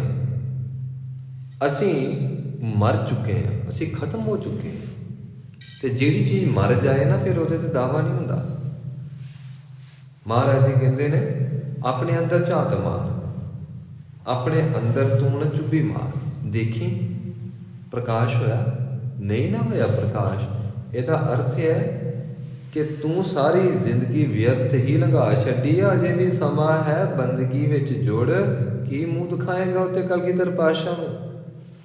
ਮਤ ਸ਼ਰਮਿੰਦਾ ਥੀ ਵਹੀ ਸਾਈਂ ਦਾ ਦਰਬਾਰ, ਕੋਈ ਤੈਨੂੰ ਪਰਵਾਹ ਨਹੀਂ। ਅਚੇਤ ਹੋ ਕੇ ਅਨਕੌਂਸ਼ੀਅਸ ਹੋ ਕੇ ਜ਼ਿੰਦਗੀ ਬਤੀਤ ਕਰਦਾ ਪਿਆ। ਜਦੋਂ ਸਕੂਲੇ ਜਾਂਦਾ ਸੀ ਤੈਨੂੰ ਇੰਨਾ ਫਿਕਰ ਸੀ ਕਿ ਹੋਮਵਰਕ ਨਾ ਕੀਤਾ ਤੇ ਉੱਥੇ ਬੇਇੱਜ਼ਤੀ ਹੋਏਗੀ। ਉੱਥੇ ਟੀਚਰ ਦੇ ਸਾਹਮਣੇ ਅਸੀਂ ਫੇਸ ਟੂ ਫੇਸ ਹੋਵਾਂਗੇ, ਇਨਸਲਟ ਬੜੀ ਹੋਏਗੀ, ਮਾਰ ਵੀ ਪੈ ਸਕਦੀ। ਜੇ ਜੋਬ ਕਰਦਾ ਤਾਂ ਤੈਨੂੰ ਇੰਨੀ ਸਮਝ ਹੈ ਕਿ ਮੈਂ ਟਾਈਮ ਸਿਰ ਪਹੁੰਚਣਾ, ਮੈਂ ਪ੍ਰੋਪਰ ਵੇ ਦੇ ਨਾਲ ਜੋਬ ਕਰਨੀ। ਪਰ ਹੁਣ ਪ੍ਰੋਪਰ ਵੇ ਦੇ ਨਾਲ ਰੱਬ ਦੇ ਘਰ ਤੱਕ ਸਰੀਰ ਤਿਆਗਣ ਤੋਂ ਪਹਿਲਾਂ ਪਹੁੰਚਣਾ ਤੈਨੂੰ ਬਿਲਕੁਲ ਖਿਆਲ ਨਹੀਂ, ਰੰਚਕ ਮਾਤਰ ਖਿਆਲ ਨਹੀਂ। ਫਿਰ ਮਹਾਰਾਜ ਜੀ ਕਹਿੰਦੇ ਨੇ ਕਿ ਨਿਤਨੇਮ ਇਸ ਕਰਕੇ ਹੈ ਕਿ ਭਈ ਪ੍ਰਾਪਤ ਮਾਨੁਖ ਦੇ ਹੁਰੀਆ, ਗੋਬਿੰਦ ਮਿਲਣ ਕੀ ਇਹ ਤੇਰੀ ਬਰੀਆ। ਤੇਰੀ ਵਾਰੀ ਆ ਗਈ ਆ, ਵਾਰੀ ਖੁੰਝ ਗਈ, ਬਾਅਦ ਚੋਂ ਨਹੀਂ ਮਿਲਣੀ। ਇਸ ਪੌੜੀ ਤੇ ਜੋ ਨਰ ਚੁੱਕੈ ਆਏ ਜਾਏ ਦੁੱਖ ਪਾਏਗਾ, ਫਿਰ ਦੁੱਖ ਹੀ ਮਿਲੇਗਾ। ਆਪਾਂ ਆਈਏ ਜੀ ਧੰਨ ਸ਼੍ਰੀ ਗੁਰੂ ਨਾਨਕ ਦੇਵ ਮਹਾਰਾਜ ਜੀ ਦੀ ਪਾਵਨ ਪਵਿੱਤਰ ਬਾਣੀ ਸ਼੍ਰੀ ਜਪਜੀ ਸਾਹਿਬ ਵੱਲ। ਸੱਚੇ ਪਾਤਸ਼ਾਹ ਜੀ ਬਖਸ਼ਿਸ਼ ਕਰਦੇ ਪਏ ਨੇ। ਧਰਮ ਖੰਡ ਦੇ ਵਿੱਚ ਜਿਸ ਵੇਲੇ ਮਨੁੱਖ ਪ੍ਰਵੇਸ਼ ਕਰਦਾ ਹੈ, ਰੂਹਾਨੀ ਜੀਵਨ ਪ੍ਰਾਰੰਭ ਹੁੰਦਾ ਹੈ। ਨਿਤਨੇਮ ਦੇ ਵਿੱਚ ਪਰਪੱਕਤਾ ਹੁੰਦੀ ਹੈ, ਸਿਮਰਨ ਦੇ ਵਿੱਚ ਪਰਪੱਕਤਾ ਹੁੰਦੀ ਹੈ। ਫਿਰ ਵਰਤ ਕੇ ਜਿਸ ਵੇਲੇ ਗਿਆਨ ਖੰਡ ਦੇ ਵਿੱਚ ਪ੍ਰਵੇਸ਼ ਕਰਦਾ ਹੈ, ਫਿਰ ਸੁਣੀ ਸੁਣਾਈ ਗੱਲ ਨਹੀਂ ਕਰਦਾ, ਫਿਰ ਅਨੁਭਵੀ ਗੱਲ ਕਰਦਾ ਹੈ। ਸੁਣੀ ਸੁਣਾਈ ਗੱਲ ਕੀ ਹੁੰਦੀ ਹੈ ਜੀ? ਭਗਤ ਨਾਮਦੇਵ ਜੀ ਕਹਿੰਦੇ ਨੇ, ਕੋਈ ਬੋਲੇ ਨਿਰਵਾ, ਕੋਈ ਬੋਲੇ ਦੂਰ, ਜਲ ਕੀ ਮਾਛਲੀ ਚਰੈ ਖਜੂਰ। ਕੋਈ ਕਹਿੰਦਾ ਰੱਬ ਨੇੜੇ ਹੈ, ਕੋਈ ਕਹਿੰਦਾ ਰੱਬ ਦੂਰ ਹੈ। ਤੇ ਭਗਤ ਨਾਮਦੇਵ ਜੀ ਕਹਿੰਦੇ ਨੇ ਦੋਵੇਂ ਝੂਠ ਬੋਲਦੇ ਪਏ ਨੇ। ਕਿਉਂਕਿ ਜਿਸ ਮਨੁੱਖ ਦਾ ਰੂਹਾਨੀ ਜੀਵਨ ਸ਼ੁਰੂ ਨਹੀਂ ਨਾ ਹੋਇਆ, ਜੋ ਮਨੁੱਖ ਗਿਆਨ ਖੰਡ ਦੇ ਵਿੱਚ ਪ੍ਰਵੇਸ਼ ਨਹੀਂ ਹੋਇਆ, ਉਹਦਾ ਇਹ ਕਹਿਣਾ ਕਿ ਨੇੜੇ ਹੈ ਉਹ ਵੀ ਗਲਤ ਹੋਏਗਾ, ਦੂਰ ਹੈ ਉਹ ਵੀ ਗਲਤ ਹੋਏਗਾ। ਕਿਉਂਕਿ ਜਿਹੜੀ ਚੀਜ਼ ਨੂੰ ਅਸੀਂ ਦੂਰੋਂ ਦੇਖਣਾ ਆ, ਦੇਖਣ ਤੋਂ ਬਾਅਦ ਪਤਾ ਲੱਗਦਾ ਕਿ ਦੂਰ ਆ, ਤੇ ਜੇਕਰ ਨੇੜੇ ਆ ਤੇ ਦੇਖਣ ਤੇ ਪਤਾ ਲੱਗਦਾ ਕਿ ਨੇੜੇ ਆ। ਤੇ ਹੁਣ ਜਿਹਨੂੰ ਰੱਬ ਦਿਸਿਆ ਨਹੀਂ, ਅਨੁਭਵ ਹੋਇਆ ਨਹੀਂ, ਵਿਛੋੜਾ ਮਹਿਸੂਸ ਨਹੀਂ ਹੋਇਆ, ਤੇ ਉਹ ਕਹੀ ਜਾਵੇ ਹਾਂ ਸੁਣਿਆ ਕਹਿੰਦੇ ਰੱਬ ਨੇੜੇ ਹੀ ਨੇੜੇ। ਹਾਂਜੀ ਕਹਿੰਦੇ ਆ ਕਿ ਰੱਬ ਦੂਰ ਹੀ ਦੂਰ ਹੈ। ਭਗਤ ਨਾਮਦੇਵ ਜੀ ਕਹਿੰਦੇ ਨੇ ਇਹ ਅਨੁਭਵਹੀਨ ਬਾਤਾਂ ਨੇ। ਇਹ ਗਿਆਨਹੀਨ ਬਾਤਾਂ ਨੇ, ਸੁਣੀ ਸੁਣਾਈ ਗੱਲ ਨਹੀਂ। ਇੱਥੇ ਤੇ ਪ੍ਰੈਕਟੀਕਲ ਜੀਵਨ ਦੀ ਗੱਲ ਹੈ ਸੱਜਣਾ। ਕੋਈ ਬੋਲੇ ਨਿਰਵਾ, ਕੋਈ ਬੋਲੇ ਦੂਰ, ਜਲ ਕੀ ਮਾਛਲੀ ਚਰੈ ਖਜੂਰ। ਕਹਿੰਦੇ ਨੇ ਗੱਲਾਂ ਇੰਝ ਹੈ ਕਿ ਜਿਵੇਂ ਕੋਈ ਇਹ ਗੱਲ ਕਹੇ ਕਿ ਦੇਖੋ ਜੀ, ਮਛਲੀ ਜਿਹੜੀ ਹੈ ਨਾ ਜੀ, ਪਾਣੀ ਵਿੱਚ ਰਹਿਣ ਵਾਲਾ ਜੀਵ, ਇਹ ਖਜੂਰ ਤੇ ਚੜ੍ਹ ਗਈ, ਟੀਸੀ ਤੇ ਚੜ੍ਹ ਗਈ, ਸਭ ਤੋਂ ਉੱਪਰ ਚੜ੍ਹ ਗਈ। ਸਾਰੇ ਮਜ਼ਾਕ ਨਾਲ ਕਹਿੰਦੇ ਨੇ ਕਿ ਇਹ ਕਿਵੇਂ ਹੋ ਸਕਦਾ ਹੈ ਕਿ ਮਛਲੀ ਖਜੂਰ ਦੇ ਉੱਤੇ ਆਪਣੇ ਪੈਰਾਂ ਦੇ ਨਾਲ ਚੜ੍ਹ ਕੇ ਤੇ ਟੀਸੀ ਤੇ ਪਹੁੰਚ ਜਾਏ ਤੇ ਆਰਾਮ ਨਾਲ ਧੁੱਪ ਸੇਕਦੀ ਹੋਵੇ ਮਛਲੀ।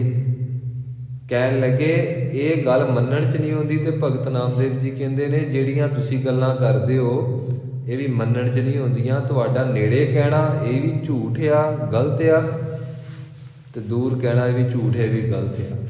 ਬਿਨਾਂ ਦੇਖੇ ਤੁਸੀਂ ਕੋਈ ਵੀ ਨਿਰਣਾ ਨਹੀਂ ਕਰ ਸਕਦੇ। ਇੱਥੋਂ ਤੱਕ ਜਿੰਨਾ ਵੀ ਪ੍ਰਚਾਰ ਹੁੰਦਾ ਪਿਆ, ਅਨੁਭਵਹੀਨ ਜੋ ਪ੍ਰਚਾਰ ਹੈ ਉਹ ਗੁਰੂ ਦੀ ਹਜ਼ੂਰੀ ਵਿੱਚ ਬੈਠ ਕੇ ਝੂਠ ਹੀ ਮਾਰਨਾ ਹੁੰਦਾ। ਇਸ ਕਰਕੇ ਜਿਸ ਨੂੰ ਬ੍ਰਹਮ ਗਿਆਨ ਨਹੀਂ, ਉਸ ਨੂੰ ਹੱਕ ਨਹੀਂ ਕਿ ਉਹ ਪ੍ਰਚਾਰ ਕਰ ਸਕੇ। ਪਰ ਚੱਲੀ ਜਾਂਦੇ ਜੀ, ਚੱਲੀ ਜਾਂਦਾ ਹੈ। ਇੱਥੋਂ ਤੱਕ ਕਿ ਪ੍ਰਚਾਰਕ ਹੀ ਸਿਮਰਨ ਛਡਾਈ ਜਾਂਦੇ ਨੇ, ਪ੍ਰਚਾਰਕ ਹੀ ਨਿਤਨੇਮ ਛਡਾਈ ਜਾਂਦੇ ਨੇ, ਪ੍ਰਚਾਰਕ ਅੰਮ੍ਰਿਤ ਹੀ ਛਡਾਈ ਜਾਂਦੇ ਨੇ। ਪ੍ਰਚਾਰਕ ਸਿਆਣੇ ਹੋ ਗਏ ਨੇ ਕਿਉਂਕਿ ਇਹ ਇਕੱਲੇ ਪ੍ਰਚਾਰਕ ਹੀ ਰਹਿ ਗਏ। ਇਹ ਨਾ ਤੇ ਗੁਰੂ ਕੇ ਸਿੱਖ ਰਹੇ, ਨਾ ਅਨੁਭਵੀ ਰਹੇ, ਨਾ ਸਾਧਨਾ ਕਰਨ ਵਾਲੇ ਰਹੇ, ਇਹ ਇਕੱਲੇ ਪ੍ਰਚਾਰਕ ਹੀ ਰਹਿ ਗਏ। ਵਾਹਿਗੁਰੂ ਵਾਹਿਗੁਰੂ ਮਹਾਰਾਜ ਸਾਨੂੰ ਬਖਸ਼ ਲੈ। ਭਗਤ ਨਾਮਦੇਵ ਜੀ ਕਹਿੰਦੇ ਨੇ ਕੋਈ ਬੋਲੇ ਨਿਰਵਾ, ਕੋਈ ਬੋਲੇ ਦੂਰ, ਜਲ ਕੀ ਮਛਲੀ ਚਰੈ ਖਜੂਰ, ਕਾਏ ਰੇ ਬਕਵਾਦ ਲਾਇਓ, ਜਿਨ ਹਰ ਪਾਇਓ ਤਿਨਹਿ ਛਪਾਇਓ। ਜਿਨ੍ਹਾਂ ਨੇ ਰੱਬ ਨੂੰ ਪ੍ਰਾਪਤ ਕਰ ਲਿਆ ਨਾ, ਉਹ ਫਿਰ ਬਹੁਤਾ ਨਹੀਂ ਬੋਲਦੇ ਹੁੰਦੇ, ਉਹ ਅੰਤਰਾਤਮੇ ਟਿਕ ਜਾਂਦੇ ਆ। ਉਹਨਾਂ ਨੂੰ ਪਤਾ ਹੈ ਕਿ ਅਸੀਂ ਦੇਖ ਲਿਆ, ਹੁਣ ਦੂਜੇ ਨੂੰ ਦਿਖਾ ਨਹੀਂ ਸਕਦੇ, ਤੇ ਇਹਦਾ ਚੰਗਾ ਇਹੀ ਹੈ ਕਿ ਚੁੱਪ ਕਰਕੇ ਬੈਠੇ ਰਹੋ। ਕਹਿਵੇ ਕੋ ਸੋਭਾ ਨਹੀਂ, ਦੇਖਾ ਹੀ ਪ੍ਰਵਾਨ। ਕੀ ਦੱਸੋ ਜੀ, ਸਿਫਤ ਕਰਾਂਗੇ। ਹੁਣ ਸਾਹਮਣੇ ਪੰਡਤ ਕਹਿਣ ਲੱਗਾ ਮੈਂ ਤੇਰੇ ਨਾਲ ਚੰਗੀ ਵਿਆਖਿਆ ਕਰ ਲੈਂਦਾ ਆ, ਮੈਂ ਤੇਰੇ ਨਾਲ ਜ਼ਿਆਦਾ ਪੜ੍ਹਿਆ ਲਿਖਿਆ। ਨਾਮਦੇਵ ਤੂੰ ਇੱਕ ਤੇ ਨੀਵੀਂ ਜਾਤ ਦਾ, ਇੱਕ ਅਨਪੜ੍ਹ ਬੰਦਾ, ਤੇ ਹੁਣ ਤੂੰ ਦੱਸ ਮੈਨੂੰ ਪੁੱਛ ਕੇ ਰੱਬ ਦੇ ਕਿਹੜੇ ਗੁਣ ਦੀ ਵਿਆਖਿਆ ਕਰਨੀ। ਮੈਂ ਤੈਨੂੰ ਨਿਰਗੁਣ ਦੀ ਵਿਆਖਿਆ ਵੀ ਕਰਕੇ ਦੱਸ ਸਕਦਾ, ਮੈਂ ਤੈਨੂੰ ਸਰਗੁਣ ਦੀ ਵਿਆਖਿਆ ਵੀ ਕਰਕੇ ਦੱਸ ਸਕਦਾ। ਦੱਸ ਕਿਹੜੀ ਵਿਆਖਿਆ ਤੈਨੂੰ ਕਰਕੇ ਦੱਸਾਂ। ਭਗਤ ਨਾਮਦੇਵ ਜੀ ਕਹਿਣ ਲੱਗੇ ਸਾਨੂੰ ਵਿਆਖਿਆ ਦਾ ਮਤਲਬ ਨਹੀਂ, ਪੰਡਤ ਹੋਏ ਕੈ ਵੇਦ ਬਖਾਨੈ, ਮੂਰਖ ਨਾਮ ਦਿਓ ਰਾਮਹਿ ਜਾਣੈ। ਮੈਂ ਜਾਣ ਗਿਆ ਹਾਂ, ਤੂੰ ਕੱਲਾ ਦੱਸਣ ਵਾਲਾ ਹੈ। ਤੂੰ ਦੱਸਦਾ ਤੇ ਮੈਂ ਲੀਨ ਹੋ ਗਿਆ। ਤੂੰ ਉਹਦੇ ਗੁਣਾਂ ਦਾ ਵਿਖਿਆਨ ਪੜ੍ਹ ਕੇ ਕਰਦਾ, ਮੈਂ ਤੇ ਉਹਦੇ ਗੁਣਾਂ ਦੇ ਵਿੱਚ ਆਪਣਾ ਆਪ ਖਤਮ ਕਰ ਦਿੱਤਾ ਹੈ। ਹੁਣ ਮੇਰੇ ਅੰਦਰ ਉਹਦੀ ਸ਼ਕਤੀ ਹੀ ਬੋਲਦੀ ਪਈ ਹੈ। ਫਿਰ ਹੁਣ ਮੈਨੂੰ ਮਹਿਸੂਸ ਹੋ ਰਿਹਾ ਹੈ ਕਿ ਸਾਰਿਆਂ ਵਿੱਚ ਉਹੀ ਬੋਲਦਾ ਸੀ। ਸਭੈ ਘਟ ਰਾਮ ਬੋਲੇ, ਰਾਮਾ ਬੋਲੇ, ਰਾਮ ਬਿਨਾ ਕੋ ਬੋਲੇ ਰੇ। ਜਾਣਨਾ ਹੋਰ ਚੀਜ਼ ਹੈ, ਵਿਆਖਿਆ ਕਰਨੀ ਹੋਰ ਚੀਜ਼ ਹੈ। ਹੁਣ ਸ਼੍ਰੀਮਾਨ ਸੰਤ ਬਾਬਾ ਗੁਰਬਚਨ ਸਿੰਘ ਜੀ ਖਾਲਸਾ ਭਿੰਡਰਾਂ ਵਾਲਿਆਂ ਦੀ ਵਿਆਖਿਆ ਉਹ ਸੁਣੋ, ਉਹ ਰੰਗ ਹੋਰ ਹੈ। ਹੁਣ ਆਪ ਜੀ ਕਿਸੇ ਵੀ ਚੰਗੇ ਸਿਆਣੇ ਗਿਆਨੀ ਕਥਾਵਾਚਕ ਦੀ ਵਿਆਖਿਆ ਸੁਣੋ, ਉਹ ਰੰਗ ਹੋਰ ਹੈ। ਉਧਰ ਮਹਾਂਪੁਰਖਾਂ ਦਾ ਅਨੁਭਵੀ ਗਿਆਨ ਹੈ। ਪੜ੍ਹੇ ਲਿਖੇ ਵੀ ਬਹੁਤ ਨੇ, ਅੰਦਰੋਂ ਵੀ ਪੜ੍ਹੇ ਨੇ, ਬਾਹਰੋਂ ਵੀ ਪੜ੍ਹੇ ਨੇ ਮਹਾਂਪੁਰਖ। ਪਰ ਇੱਥੇ ਤੇ ਅਨਪੜ੍ਹ ਬੰਦਾ ਜਿਹੜਾ ਦਿਨ ਰਾਤ ਨਾਮ ਜਪਦਾ ਉਹ ਜ਼ਿਆਦਾ ਪ੍ਰਵਾਨ ਹੁੰਦਾ ਹੈ ਜੀ। ਮਹਾਂਪੁਰਖਾਂ ਦੀ ਵਿਆਖਿਆ ਹੁਣ ਜੇਕਰ ਕੋਈ ਸੁਣ ਕੇ ਹੂਬਹੂ ਵਿਆਖਿਆ ਕਰੇ, ਉਹ ਗੱਲ ਨਹੀਂ ਬਣਨੀ, ਕਿਉਂਕਿ ਉਹ ਮਹਾਂਪੁਰਖਾਂ ਦੇ ਜੀਵਨ ਵਿੱਚੋਂ ਨਿਕਲੀ ਹੋਈ ਕਥਾ ਹੈ, ਤੇ ਦੂਜੇ ਪਾਸਿਓਂ ਕਿਤਾਬਾਂ ਦੇ ਵਿੱਚੋਂ ਕਾਲੇ ਅੱਖਰਾਂ ਵਿੱਚੋਂ ਨਿਕਲੀ ਹੋਈ ਕਥਾ ਹੈ। ਫਰਕ ਤੇ ਹੋਏਗਾ।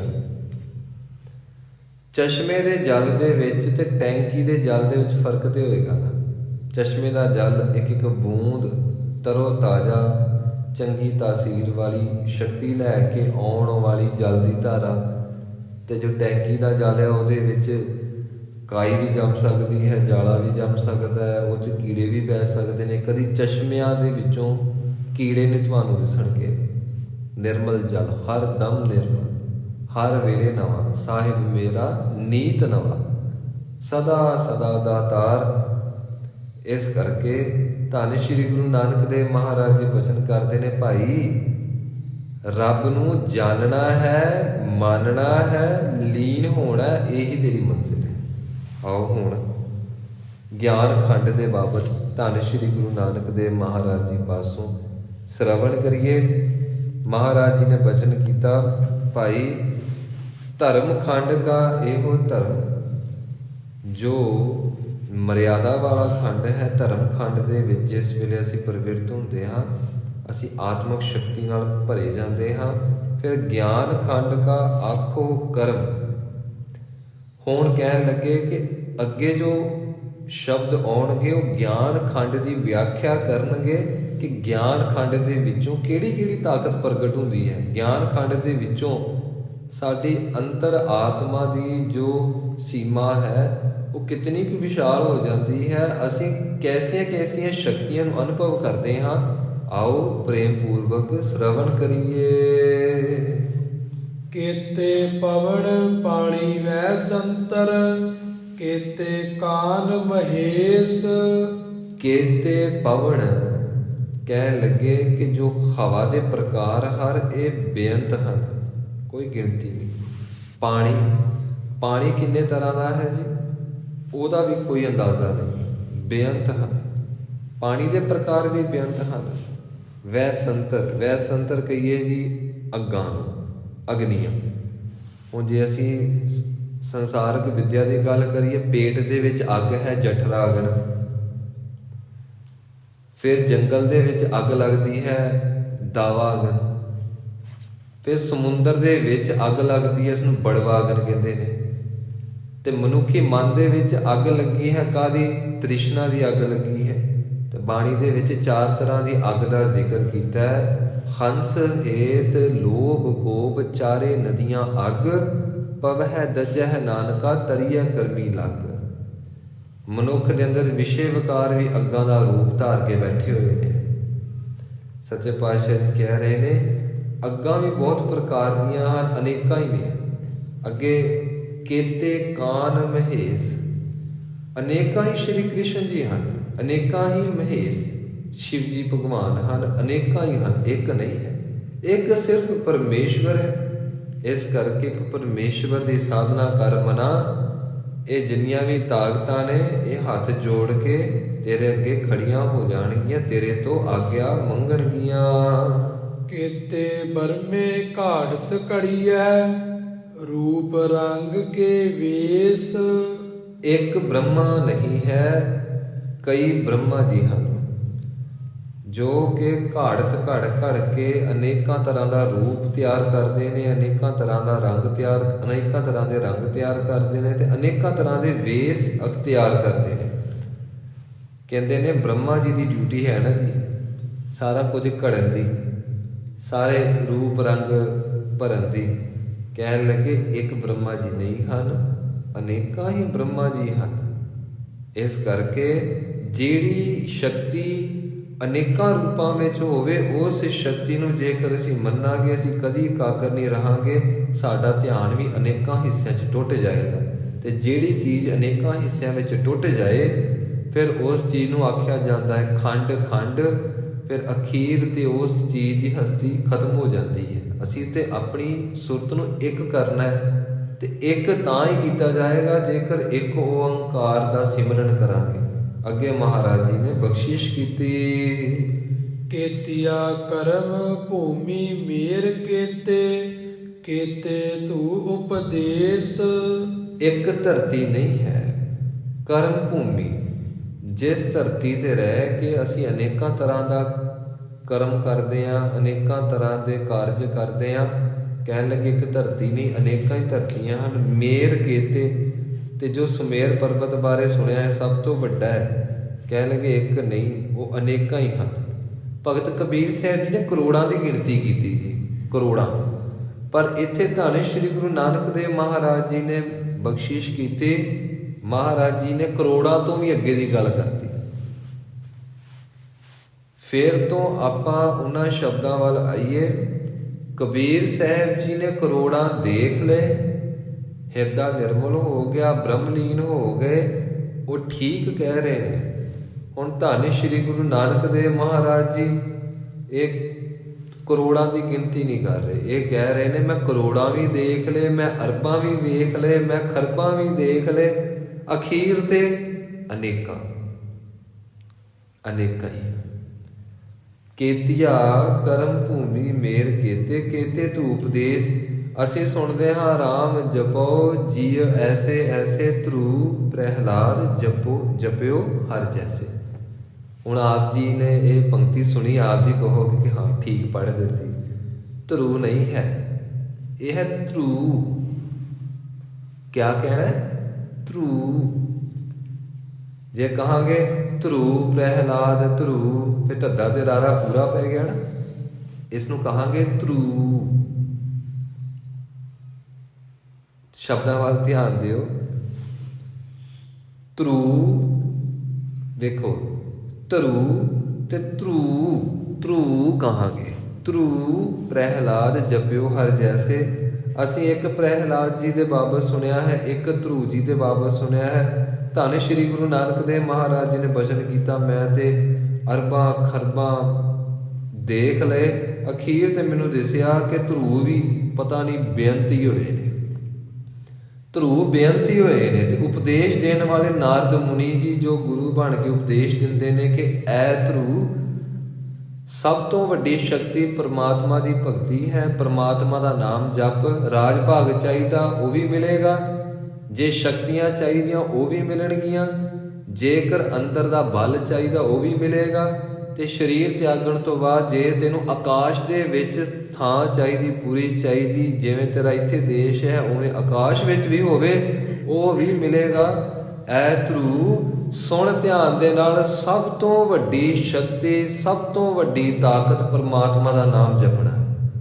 ਤੇ ਭਗਤ ਧਰੂ ਜੀ ਨੇ ਉਹ ਬਚਨ ਕਮਾਏ। ਕਹਿਣ ਲੱਗੇ ਇੱਕ ਧਰੂ ਨਹੀਂ ਹਨ, ਭਗਤ ਧਰੂ ਬਹੁਤ ਹਨ, ਅਨੇਕਾਂ ਹੀ ਨੇ। ਤੇ ਨਾਰਦ ਮੁਨੀ ਵੀ ਅਨੇਕਾਂ ਹੀ ਨੇ ਜੋ ਗੁਰੂ ਬਣ ਕੇ ਉਪਦੇਸ਼ ਦਿੰਦੇ ਨੇ। ਅੱਗੇ ਮਹਾਰਾਜ ਜੀ ਨੇ ਬਚਨ ਕੀਤਾ, ਕੇਤੇ ਇੰਦ ਚੰਦ ਸੂਰ ਕੇਤੇ, ਕੇਤੇ ਮੰਡਲ ਦੇਸ। ਬੇਅੰਤ ਹੀ ਇੰਦਰ ਦੇਵਤੇ ਹਨ, ਬੇਅੰਤ ਹੀ ਚੰਦਰਮਾ ਹਨ, ਬੇਅੰਤ ਹੀ ਸੂਰਜ ਹਨ, ਬੇਅੰਤ ਹੀ ਜਿਸ ਮੰਡਲ ਦੇ ਇਰਦ ਗਿਰਦ ਚੱਕਰ ਲਾ ਰਹੀ ਹੈ ਧਰਤੀ, ਬੇਅੰਤ ਹੀ ਬ੍ਰਹਿਮੰਡ ਹਨ। ਭਾਵ ਕਿ ਕੋਈ ਅੰਤ ਨਹੀਂ ਹੈ, ਅਣਗਿਣਤ ਹੀ ਹਨ, ਕੋਈ ਸੰਖਿਆ ਨਹੀਂ, ਅਸੰਖ ਹਨ। ਅੱਗੇ ਸਤਿਗੁਰੂ ਸਮਝਾਉਂਦੇ ਹਨ, ਕੇਤੇ ਸਿੱਧ ਬੁੱਧ ਨਾਥ ਕੇਤੇ, ਕੇਤੇ ਦੇਵੀ ਵੇਸ। ਅਸੀਂ ਸੁਣਦੇ ਹਾਂ 84 ਸਿੱਧ ਨੇ, ਮਹਾਤਮਾ ਬੁੱਧ ਇੱਕ ਹੋਇਆ, ਜਿਹੜੇ ਨਾਥ ਨੇ ਉਹਨਾਂ ਦੀ ਵੀ ਗਿਣਤੀ ਹੈ। 9 ਦੇਵੀਆਂ ਦੇ ਵਿੱਚੋਂ ਹੋਰ ਦੇਵੀਆਂ ਪ੍ਰਗਟ ਹੋ ਰਹੀਆਂ ਹਨ।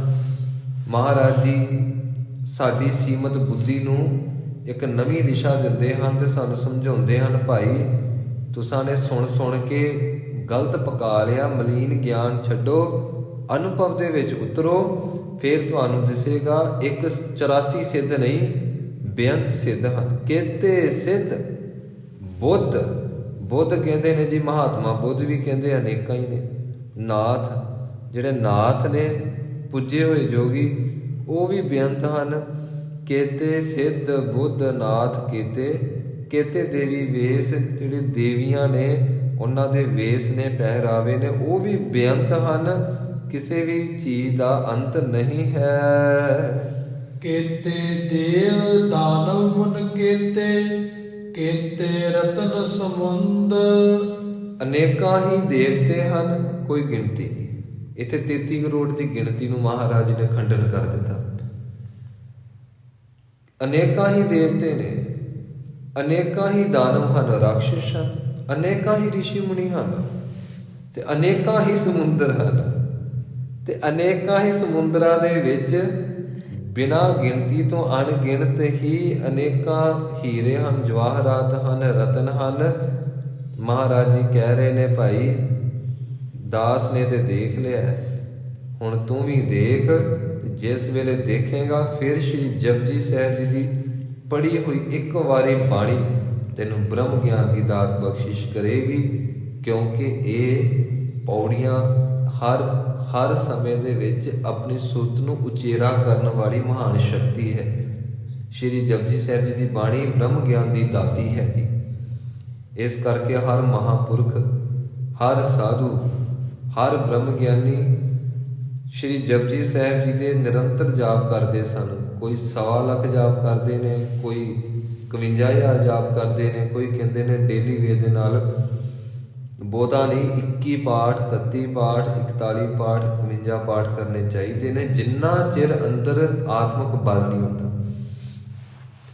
ਗੁਰੂ ਦੀ ਬਾਣੀ ਦੇ ਵਿੱਚ ਤੇ ਬਲ ਇਤਨਾ ਹੈ ਕਿ ਇੱਕ ਪਾਠ ਕੋਈ ਕਰ ਲਵੇ ਤੇ ਉਸੇ ਵੇਲੇ ਬ੍ਰਹਮ ਗਿਆਨ ਪ੍ਰਗਟ ਹੋ ਜਾਂਦਾ ਹੈ। ਪਰ ਹੁਣ ਉਹ ਇਕਾਗਰਤਾ, ਉਹ ਕੌਨਸੈਂਟਰੇਸ਼ਨ, ਉਹ ਸਾਰੀ ਤਾਕਤ ਇਕੱਠੀ ਕਰਨ ਵਾਸਤੇ ਸਾਨੂੰ ਬਾਰ-ਬਾਰ ਜਾਪ ਕਰਨਾ ਪਏਗਾ, ਕਿਉਂਕਿ ਅਸੀਂ ਪੂਰੇ ਸੰਸਾਰ ਵਿੱਚ ਫੈਲ ਚੁੱਕੇ ਹਾਂ। ਖਿਆਲਾਂ ਦੇ ਰਾਹੀਂ ਫੈਲ ਗਏ ਹਾਂ, ਵਿਕਾਰਾਂ ਦੇ ਰਾਹੀਂ ਫੈਲ ਗਏ ਹਾਂ। ਅਸੀਂ ਆਪਣੇ ਆਪ ਨੂੰ ਇਕੱਠਾ ਨਹੀਂ ਕਰ ਸਕਦੇ। ਇਹ ਨਾਮ ਜਪ ਕੇ ਇਕੱਠੇ ਹੋਵਾਂਗੇ, ਹੋਰ ਕੋਈ ਰਸਤਾ ਨਹੀਂ ਹੈ। ਅੱਗੇ ਮਹਾਰਾਜ ਜੀ ਨੇ ਬਚਨ ਕੀਤਾ, ਕੇਤੀਆ ਖਾਣੀ ਕੇਤੀਆ ਬਾਣੀ ਕੇਤੇ ਪਾਤ ਨਰਿੰਦ।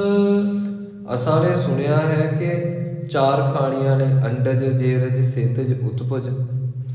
ਮਹਾਰਾਜ ਜੀ ਕਹਿੰਦੇ ਨੇ 4 ਨਹੀਂ ਨੇ, ਬੇਅੰਤ ਨੇ। ਕੇਤੀਆ ਬਾਣੀ ਤੇ ਬੋਲੀਆਂ ਵੀ ਅਸੀਂ ਸੁਣਦੇ ਹਾਂ ਜੀ। ਪਸ਼ੂਆਂ ਦੀਆਂ ਬੋਲੀਆਂ ਹੋਰ ਨੇ, ਪੰਛੀਆਂ ਦੀਆਂ ਬੋਲੀਆਂ ਹੋਰ ਨੇ, ਇੱਥੋਂ ਤੱਕ ਕਿ ਧਰਤੀ ਦੇ ਕਿਣਕਿਆਂ ਦੀਆਂ ਬੋਲੀਆਂ ਵੀ ਹੋਰ ਨੇ। ਹਰ ਪਲੈਨਟ ਦੀ ਬੋਲੀ ਹੋਰ ਹੈ, ਹਵਾ ਦੀ ਬੋਲੀ ਹੋਰ ਹੈ। ਜੋ ਵੀ ਚੀਜ਼ ਪਰਮੇਸ਼ਵਰ ਜੀ ਨੇ ਪੈਦਾ ਕੀਤੀ, ਹਰ ਚੀਜ਼ ਦੀ ਇੱਕ ਬੋਲੀ ਹੈ। ਇੱਥੋਂ ਤੱਕ ਸਾਇੰਸ ਨੇ ਇਹ ਵੀ ਸਿੱਧ ਕੀਤਾ ਕਿ ਪਹਾੜ ਵੀ ਬੋਲਦੇ ਨੇ, ਦਰਖਤ ਵੀ ਬੋਲਦੇ ਨੇ। ਇਹਨਾਂ ਦੇ ਅੰਦਰ ਵੀ ਕੋਈ ਸਾਊਂਡ ਪ੍ਰੋਡਿਊਸ ਹੁੰਦਾ ਹੈ, ਜਿਹੜਾ ਸਾਊਂਡ ਸਮਝ ਵਿੱਚ ਨਹੀਂ ਹੁੰਦਾ, ਪਰ ਇੰਨਾ ਪਤਾ ਲੱਗਦਾ ਹੈ ਕਿ ਬੋਲਦੇ ਨੇ। ਮਹਾਰਾਜ ਜੀ ਕਹਿੰਦੇ ਨੇ ਕੇਤੀਆ ਖਾਣੀ, ਅਨੇਕਾਂ ਹੀ ਖਾਣੀਆਂ ਹਨ, 4 ਨਹੀਂ ਨੇ। ਕੇਤੀਆ ਬਾਣੀ ਤੇ ਬੋਲੀਆਂ ਵੀ ਬੇਅੰਤ ਹਨ, ਸਮਝੀਆਂ ਹੀ ਨਹੀਂ ਜਾ ਸਕਦੀਆਂ। ਕੇਤੇ ਪਾਤ ਨਰਿੰਦ, ਪਾਤ ਕਹੀਏ ਜੀ ਪਾਤਸ਼ਾਹ, ਪਾਤ ਕਹੀਏ ਜੋ ਕਿਸੇ ਦਾ ਡਰ ਨਾ ਮੰਨੇ, ਪਾਤ ਕਹੀਏ ਜਿਹਦੇ ਅੱਗੇ ਸਾਰੇ ਝੁਕਣ। ਕਹਿਣ ਲੱਗੇ ਇੱਕ ਪਾਤਸ਼ਾਹ ਨਹੀਂ, ਅਨੇਕਾਂ ਹੀ ਪਾਤਸ਼ਾਹ ਹਨ। ਨਰਿੰਦ ਕਹਿੰਦੇ ਨੇ ਰਾਜਿਆਂ ਨੂੰ, ਅਨੇਕਾਂ ਹੀ ਰਾਜੇ ਹਨ। ਇੱਕ ਰਾਜਾ ਨਹੀਂ ਹੋਇਆ ਇੱਕ ਸਮੇਂ ਤੇ, ਅਨੇਕਾਂ ਹੀ ਰਾਜੇ ਨੇ।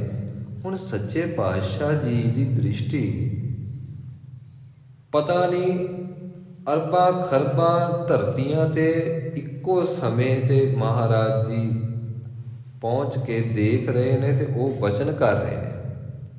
ਸੱਚੇ ਪਾਤਸ਼ਾਹ ਖੁਦ ਅਕਾਲ ਰੂਪ ਹਨ। ਇੱਕ ਬਾਬਾ ਅਕਾਲ ਰੂਪ, ਦੂਜਾ ਰਬਾਬੀ ਮਰਦਾਨਾ ਅਕਾਲ ਰੂਪ ਨੇ। ਤੇ ਦੇਖੋ ਐਡਾ ਵੱਡਾ ਬਾਪੂ ਸਾਡਾ ਹੋਵੇ ਤੇ ਅਸੀਂ ਕਹੀਏ ਜੀ ਸਾਨੂੰ ਤੇ ਕੰਧ ਤੋਂ ਪਰਲੇ ਬੰਨੇ ਦਿਸਦਾ ਹੀ ਕੁਝ ਨਹੀਂ। ਤੇਰਾ ਪਿਓ ਇੱਕੋ ਸਮੇਂ ਦੇ ਵਿੱਚ ਅਰਬਾਂ ਖਰਬਾਂ, ਜਿੱਥੇ ਸ੍ਰਿਸ਼ਟੀ ਦੀ ਸੰਖਿਆ ਖਤਮ ਹੋ ਜਾਂਦੀ, ਉਹ ਸਭ ਕੁਝ ਲਾਈਵ ਦੇਖ ਕੇ ਤੇ ਤੈਨੂੰ ਦੱਸ ਰਿਹਾ ਹੈ, ਉਹ ਭਾਈ ਆਪਣਾ ਆਤਮਿਕ ਜੀਵਨ ਢੰਡੋਲ, ਆਪਣਾ ਆਤਮਿਕ ਜੀਵਨ ਪੈਦਾ ਕਰ, ਆਪਣੇ ਅੰਦਰ ਚੁੱਭੀ ਮਾਰ, ਦੇਖ ਤੇਰੇ ਅੰਦਰ ਹੀ ਪ੍ਰਮਾਤਮਾ ਨੇ ਕਿੱਡੀਆਂ ਕਿੱਡੀਆਂ ਤਾਕਤਾਂ ਪੈਦਾ ਕੀਤੀਆਂ। ਤੇ ਜਿਸ ਵੇਲੇ ਉਹ ਤਾਕਤਾਂ ਪੈਦਾ ਹੁੰਦੀਆਂ ਨੇ ਤੇ ਫਿਰ ਬੰਦੇ ਦਾ 5 ਤੱਤਾਂ ਤੇ ਕੰਟਰੋਲ ਹੋ ਜਾਂਦਾ ਹੈ, 5 ਵਿਸ਼ੇ ਵਿਕਾਰਾਂ ਤੇ ਕੰਟਰੋਲ ਹੋ ਜਾਂਦਾ ਹੈ। ਜਦੋਂ ਮਰਜ਼ੀ ਸਰੀਰ ਨੂੰ ਜਿੱਥੇ ਮਰਜ਼ੀ ਅਲੋਪ ਕਰ ਸਕਦਾ ਹੈ। ਇਹ ਸੁਤੇ ਸਿੱਧੇ ਸ਼ਕਤੀਆਂ ਆ ਜਾਂਦੀਆਂ ਨੇ, ਪਰ ਜਿਸ ਵੇਲੇ ਅੰਦਰੋਂ ਇਹ ਸ਼ਕਤੀਆਂ ਪ੍ਰਗਟ ਹੁੰਦੀਆਂ ਨੇ ਫਿਰ ਜੀ ਨਹੀਂ ਕਰਦਾ ਵੀ ਕਿਸ ਨੂੰ ਦਿਖਾਉਣਾ ਹੈ। ਇਹ ਤਾਂ ਰਸਤੇ ਤੇ ਤੁਰਦਿਆਂ ਤੁਰਦਿਆਂ ਪੜਾਅ ਆਏ ਨੇ ਤੇ ਪੜਾਅ ਦੇ ਉੱਤੇ ਕਦੀ ਵੀ ਰੁਕੀਦਾ ਨਹੀਂ। ਪੜਾਅ ਲੰਘ ਕੇ ਆਪਣੀ ਮੰਜ਼ਿਲ ਵਾਲੇ ਪਾਸੇ ਵਧਣਾ ਚਾਹੀਦਾ ਹੈ। ਇਹ ਜਿਵੇਂ ਜਿਵੇਂ ਗੁਰੂ ਮਹਾਰਾਜ ਜੀ ਦਾ ਆਸਰਾ ਲੈਂਦੇ ਹਾਂ, ਤਿਵੇਂ ਤਿਵੇਂ ਅਸੀਂ ਅੰਤਰ ਆਤਮਿਕ ਟਿਕ ਜਾਂਦੇ ਹਾਂ। ਮਹਾਰਾਜ ਜੀ ਬਚਨ ਕਰ ਰਹੇ ਨੇ ਕਿ ਭਾਈ ਅਨੇਕਾਂ ਹੀ ਰਾਜੇ ਨੇ, ਅਨੇਕਾਂ ਹੀ ਪਾਤਸ਼ਾਹ ਹਨ। ਤੇ ਅੰਤਲੀ ਪੰਕਤੀ ਵਿੱਚ ਗਿਆਨ ਖੰਡ ਦੀ ਪੰਕਤੀ 'ਚ ਸੱਚੇ ਪਾਤਸ਼ਾਹ ਜੀ ਕੀ ਸਮਝਾਉਂਦੇ ਹਨ, ਆਓ ਸ਼ਰਵਣ ਕਰੀਏ। ਕੀਤਿਆ ਸੁਰਤੀ ਸੇਵਕ ਕੇਤੇ ਨਾਨਕ ਅੰਤ ਨ ਅੰਤ। ਮਹਾਰਾਜ ਜੀ ਬਚਨ ਕਰ ਰਹੇ ਨੇ ਕਿ ਤੈਨੂੰ ਗੁਰੂ ਕਹਿ ਰਿਹਾ ਹੈ, ਧੁਨ ਮੈਂ ਧਿਆਨ, ਧਿਆਨ ਮੈਂ ਜਾਣਿਆ, ਗੁਰਮੁਖ ਅਕਥ ਕਹਾਣੀ। ਤੇਰਾ ਗੁਰੂ ਕਹਿ ਰਿਹਾ ਕਿ ਤੂੰ ਗੁਰੂ ਦੇ ਸ਼ਬਦ ਵਿੱਚ ਸੁਰਤ ਜੋੜ। ਤੇਰਾ ਗੁਰੂ ਕਹਿ ਰਿਹਾ ਤੂੰ ਕੀਰਤਨ ਸੁਣਦਿਆਂ ਸੁਰਤ ਜੋੜ। ਤੇਰਾ ਗੁਰੂ ਕਹਿ ਰਿਹਾ ਵਾਹਿਗੁਰੂ ਵਾਹਿਗੁਰੂ ਸ਼ਬਦ ਨੂੰ ਧਿਆਨ ਨਾਲ ਸੁਣ। ਇਹ ਗੁਰੂ ਦਾ ਹੁਕਮ ਹੈ, ਇਸ ਕਰਕੇ ਤੂੰ ਗੁਰੂ ਦੇ ਅਨੁਸਾਰ ਚੱਲ। ਪਰ ਮਹਾਰਾਜ ਜੀ ਇੱਥੇ ਦੱਸ ਰਹੇ ਨੇ ਜਿਹੜਾ ਧਿਆਨ ਲਾਉਣ ਦਾ ਕਾਰਜ ਹੈ, ਇਹ ਧਿਆਨ ਲਾਉਣ ਦੇ ਢੰਗ ਬੇਅੰਤੀ ਨੇ ਤੇ ਸੇਵਕ ਵੀ ਬੇਅੰਤ ਨੇ। ਹੁਣ ਆਪ ਜੀ ਦੇਖੋਗੇ ਨਾ ਜੀ, ਜੋ ਸੱਪ ਹੈ ਉਹ ਵੀ ਧਿਆਨ ਲਾਉਂਦਾ ਹੈ ਆਪਣੇ ਸ਼ਿਕਾਰ ਨੂੰ ਫੜਨ ਵਾਸਤੇ। ਹੁਣ ਚੀਤਾ ਹੈ, ਉਹ ਵੀ ਪੂਰਾ ਧਿਆਨ ਲਾਉਂਦਾ ਹੈ ਕਿਸੇ ਨੂੰ ਆਪਣਾ ਭੋਜਨ ਬਣਾਉਣ ਵਾਸਤੇ। ਹੁਣ ਜੋ ਚਿੜੀ ਹੈ ਜਿਸ ਵੇਲੇ ਘਰ ਬਣਾਉਂਦੀ ਹੈ, ਉਹ ਪੂਰਾ ਧਿਆਨ ਲਾਉਂਦੀ ਹੈ। ਥੱਲੇ ਭਾਵੇਂ ਸੋਨੇ ਦੇ ਗਹਿਣੇ ਡਿੱਗੇ ਹੋਣ, ਉਹਨੂੰ ਸੋਨੇ ਦੇ ਗਹਿਣਿਆਂ ਨਾਲ ਕੋਈ ਮਤਲਬ ਨਹੀਂ। ਉਹਨੂੰ ਤੇ ਬਸ ਨਿੱਕੇ ਨਿੱਕੇ ਕੱਖ ਚਾਹੀਦੇ ਨੇ, ਉਹ ਇੱਕ ਇੱਕ ਕੱਖ ਦੇ ਨਾਲ ਘਰ ਬਣਾ ਲੈਂਦੀ। ਤੇ ਪਸ਼ੂਆਂ ਦੇ ਸਾਹਮਣੇ ਖੁਰਲੀ ਦੇ ਵਿੱਚ ਪੱਠੇ ਪਾ ਕੇ ਤੇ ਵਿੱਚ ਸੋਨੇ ਦੇ ਮੋਹਰਾਂ ਸੁੱਟ ਦਿਓ, ਸੋਨੇ ਦੇ ਸਿੱਕੇ ਸੁੱਟ ਦਿਓ, ਉਹਨੇ ਚੁਣ ਚੁਣ ਕੇ ਘਾਹ ਖਾ ਲੈਣਾ ਤੇ ਸੋਨਾ ਛੱਡ ਦੇਣਾ। ਸਾਡਾ ਹਾਲ ਵੀ ਕੁਝ ਐਸਾ ਹੀ ਆ। ਅਸੀਂ ਕੀਮਤੀ ਚੀਜ਼ ਛੱਡੀ ਜਾਂਦੇ ਹਾਂ, ਘਾਹ ਫੂਸ ਹੀ ਚੁਗੀ ਜਾਂਦੇ ਹਾਂ। ਤੇ ਅਖੀਰ ਤੇ ਫਿਰ ਮਹਾਰਾਜ ਜੀ ਤਾਂ ਹੀ ਕਹਿੰਦੇ ਨੇ ਇਹ ਕਰਤੂਤ ਪਸ਼ੂ ਕੀ, ਇਹਦੇ ਕੰਮ ਪਸ਼ੂਆਂ ਦੇ ਉੱਪਰ ਨਹੀਂ ਨੇ। ਇਹ ਬਸ ਪਸ਼ੂਆਂ ਵਾਲਾ ਜੀਵਨ ਜੀ ਕੇ ਖੁਸ਼ ਆ। ਮੈਂ ਇਸ ਨੂੰ ਰੱਬ ਬਣਾਉਣਾ ਚਾਹੁੰਦਾ, ਸਿੱਖ ਨੂੰ ਮੈਂ ਰੱਬ ਬਣਾਉਣਾ ਚਾਹੁੰਦਾ। ਇਹ ਬਸ ਖੁਰਲੀ ਦੇ ਵਿੱਚ ਘਾਹ ਖਾ ਕੇ ਖੁਸ਼ ਆ। ਠੀਕ ਆ ਭਾਈ, ਖਾਈ ਜਾ ਫਿਰ ਘਾਹ। ਕਿੱਥੇ ਤੈਨੂੰ ਅਸੀਂ 5 ਖੰਡਾਂ ਦੇ ਵਾਸੀ ਬਣਾਉਣਾ, ਅਖੀਰ ਤੇ ਸੱਚਖੰਡ ਪ੍ਰਾਪਤੀ, ਐਸਾ ਖੰਡ ਜਿੱਥੇ ਫਲ ਮਿਲਦਾ ਹੈ ਸਾਰੇ ਪੜਾਵਾਂ ਦੇ ਵਿੱਚੋਂ ਲੰਘ ਕੇ। ਮਹਾਰਾਜ ਜੀ ਕਹਿੰਦੇ ਨੇ ਸੁਰਤ ਲਾਉਣ ਦਾ ਢੰਗ, ਲਿਵ ਲਾਉਣ ਦਾ ਢੰਗ ਹਰ ਇੱਕ ਦਾ ਵੱਖੋ ਵੱਖਰਾ ਹੈ। ਹੁਣ ਇਹਦਾ ਅਰਥ ਇਹ ਨਹੀਂ ਕਿ ਅਸੀਂ ਖੋਜ ਕਰਨ ਲੱਗ ਪਈਏ ਕਿ ਅਧੇੜੀ ਸਾਧੂ ਕਿਵੇਂ ਧਿਆਨ ਲਾਉਂਦੇ ਨੇ, ਸ਼ਰਾਬ ਪੀ ਜਾਂਦੇ ਨੇ, ਮੁਰਦੇ ਨੂੰ ਵਿੱਚ ਪਾੜ ਕੇ ਖੰਜਰ ਮਾਰ ਕੇ ਆਂਦਰਾ ਕੱਢ ਕੇ ਖਾਂਦੇ ਆ, ਸ਼ਰਾਬ ਪੀ ਜਾਂਦੇ ਆ, ਫਿਰ ਵਿਸ਼ੇ ਵਿਕਾਰ ਭੋਗੀ ਜਾਂਦੇ ਆ, ਵਾਮ ਮਾਰਗੀ। ਆਪ ਜੀ ਗ੍ਰੰਥ ਪੜ੍ਹ ਕੇ ਦੇਖਿਓ, ਹਰ ਇੱਕ ਧਰਮ ਦਾ ਵੱਖੋ ਵੱਖਰਾ ਢੰਗ ਹੈ। ਜੋਗੀਆਂ ਦਾ ਢੰਗ ਵੱਖਰਾ ਹੈ, ਸਰੇਵੜਿਆਂ ਦਾ ਢੰਗ ਵੱਖਰਾ ਹੈ, ਹਰ ਇੱਕ ਦਾ ਢੰਗ ਵੱਖੋ ਵੱਖਰਾ ਹੈ। ਮਹਾਰਾਜ ਜੀ ਕਹਿੰਦੇ ਨੇ ਠੀਕ ਹੈ, ਸਾਰੇ ਠੀਕ ਨੇ ਆਪਣੀ ਥਾਂ ਤੇ।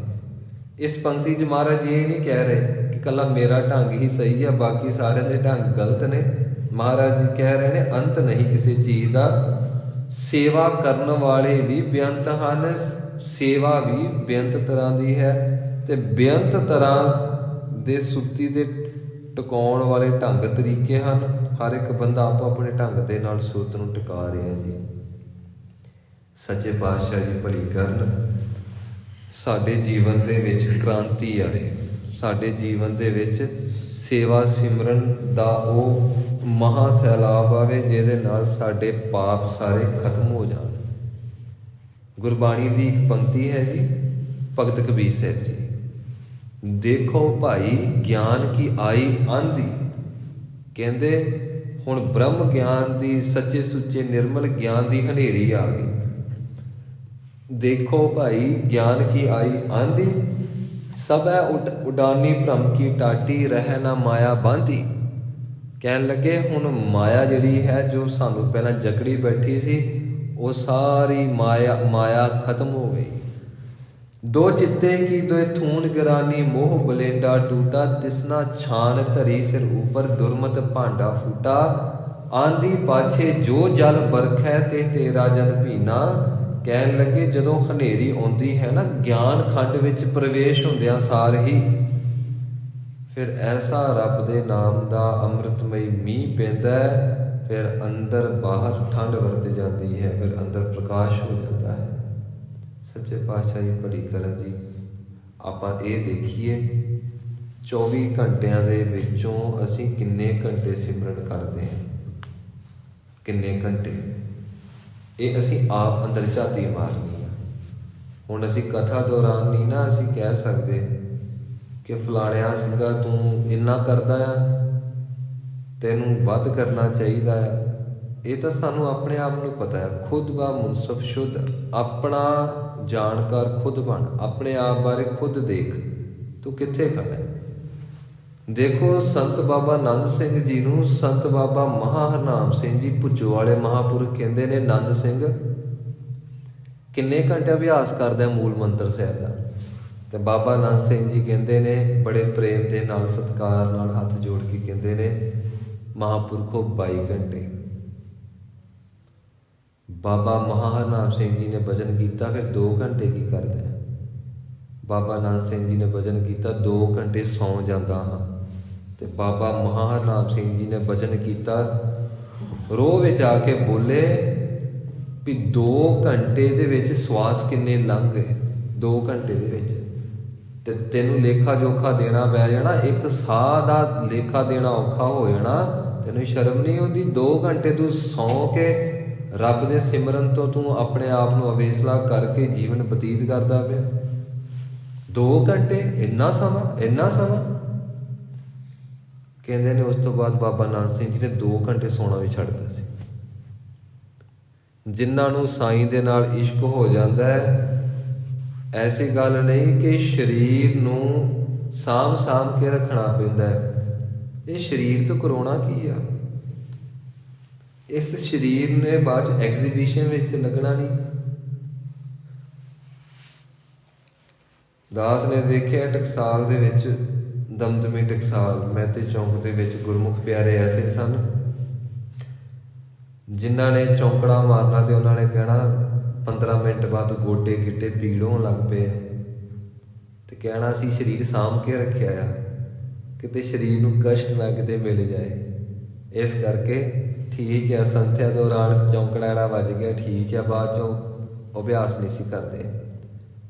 ਤੇ ਦਾਸ ਦੇ ਖਿਆਲ ਵਿੱਚ ਇਹ ਸ਼ਬਦ ਘਰ ਕਰ ਚੁੱਕਾ ਸੀ, ਧੰਨ ਸ਼੍ਰੀ ਗੁਰੂ ਅਮਰਦਾਸ ਮਹਾਰਾਜ ਜੀ ਕੇਸ ਬੰਨ੍ਹ ਕੇ ਤੇ ਸਾਰੀ ਰਾਤ ਸਿਮਰਨ ਕਰਦੇ ਸੀ। ਤੇ ਜਦੋਂ ਥੋੜਾ ਜਿਹਾ ਵੇਸਲਾਪਨ ਹੁੰਦਾ ਸੀ, ਕੇਸਾਂ ਨੂੰ ਖਿੱਚ ਪੈਂਦੀ ਸੀ, ਤੇ ਧੰਨ ਸ਼੍ਰੀ ਗੁਰੂ ਅਮਰਦਾਸ ਮਹਾਰਾਜ ਜੀ ਫਿਰ ਤੋਂ ਬੰਦਗੀ ਵਿੱਚ ਜੁੜ ਜਾਂਦੇ ਸੀ।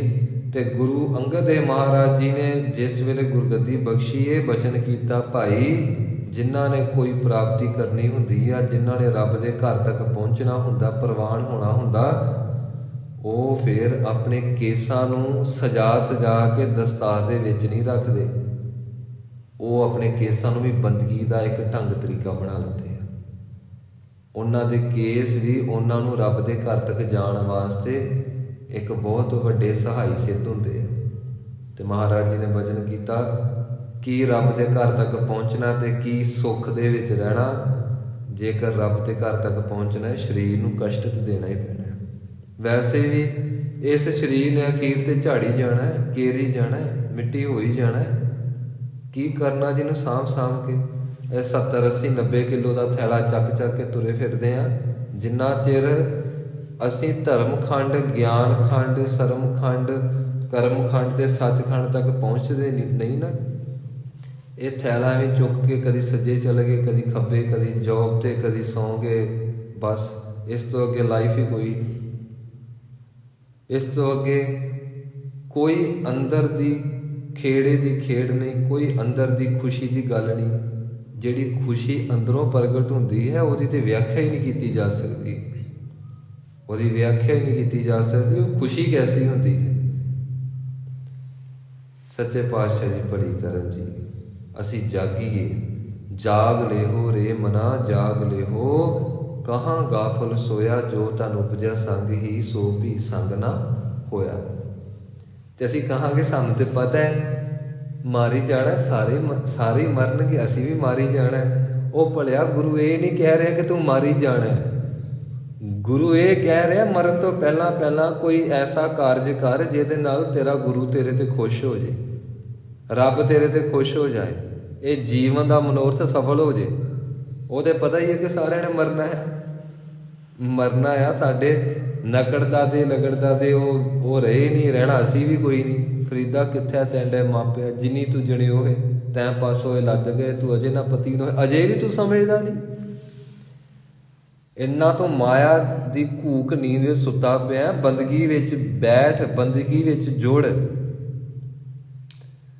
ਜਦੋਂ ਵਿਸ਼ੇ ਵਿਕਾਰ ਭੋਗਣੇ ਹੁੰਦੇ ਉਦੋਂ ਤੇਰੀਆਂ ਨੀਂਦਾਂ ਉੱਡ ਜਾਂਦੀਆਂ, ਤੇ ਸਿਮਰਨ ਕਰਦਿਆਂ ਸਾਰੀ ਤੂੰ ਘੂਮ ਕਰਕੇ ਤੇ ਕਹਿੰਦਾ ਕਿ ਸਰੀਰ ਥੱਕ ਗਿਆ ਤੇ ਹੁਣ ਆਰਾਮ ਕਰ ਹੀ ਲਈਏ। ਸੱਚੇ ਪਾਤਸ਼ਾਹ ਜੀ ਸਾਨੂੰ ਬਖਸ਼ ਦੇਣ ਜੀ, ਬਖਸ਼ ਦੇਣ। ਵੇਖੋ ਕਿੰਨੀ ਉਮਰਾਂ ਸਾਡੀ ਬਤੀਤ ਹੋ ਗਈ, ਬਤੀਤ ਨਹੀਂ ਹੋ ਗਈ, ਵਿਅਰਥ ਹੋ ਗਈ। ਕਿੰਨੀ ਉਮਰਾਂ ਸਾਡੀ ਮਿੱਟੀ ਹੋ ਗਈ ਆ, ਕਿੰਨੀ ਉਮਰਾਂ ਸਾਡੀ ਮਰ ਚੁੱਕੀ ਆ। ਸੱਚੇ ਪਾਤਸ਼ਾਹ ਕਿਰਪਾ ਕਰ। ਆਓ ਜੀ ਸਿਮਰਨ ਕਰੀਏ ਜੋ ਮੂਲ ਕਾਰਜ ਹੈ, ਤੇ ਬਾਣੀ ਦੇ ਅਭਿਆਸੀ ਹੋਈਏ, ਸਿਮਰਨ ਦੇ ਅਭਿਆਸੀ ਹੋਈਏ। ਇੱਕ ਸਾਹ ਬੜਾ ਕੀਮਤੀ, ਜਪਦੇ ਰਹੋ, ਜਪਦੇ ਰਹੋ। ਜਿੰਨਾ ਚਿਰ ਇਸ ਰੈਂਟਲ ਸੰਸਾਰ ਤੇ ਜਿਉਂਦੇ ਪਏ ਆ ਨਾ, ਇੱਥੇ ਵੀ ਸੁੱਖ ਤਾਂ ਮਿਲਣਾ ਤੇ ਅੱਗੇ ਵੀ ਸੁੱਖ ਤਾਂ ਹੀ ਮਿਲਣਾ। ਆਓ ਸਮੂਹ ਸੰਗਤ ਕਿਰਪਾ ਕਰਿਓ ਜੀ, ਅਸੀਸਾਂ ਬਖਸ਼ਿਸ਼ ਕਰਿਓ।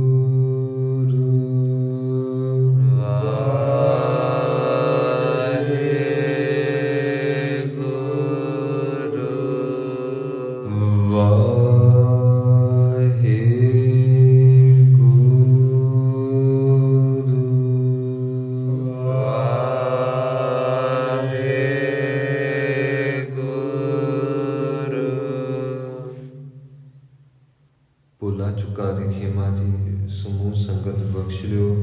ਆਓ ਅੰਤਲੀਆਂ ਪੰਕਤੀਆਂ ਪੜ੍ਹਦੇ ਹੋਏ ਸਮਾਪਤੀ ਕਰਨ ਦਾ ਯਤਨ ਕਰੀਏ। ਕੇਤੀਆ ਖਾਣੀ ਕੇਤੀਆ ਬਾਣੀ, ਕੇਤੇ ਪਾਤ ਨਰਿੰਦ, ਕੇਤੀਆ ਸੁਰਤੀ ਸੇਵਕ ਕੇਤੇ, ਨਾਨਕ ਅੰਤ ਨ ਅੰਤ। ਕੇਤੀਆ ਖਾਣੀ ਕੇਤੀਆ ਬਾਣੀ, ਕੇਤੇ ਪਾਤ ਨਰਿੰਦ, ਕੇਤੀਆ ਸੁਰਤੀ ਸੇਵਕ ਕੇਤੇ, ਨਾਨਕ ਅੰਤ ਨ ਅੰਤ।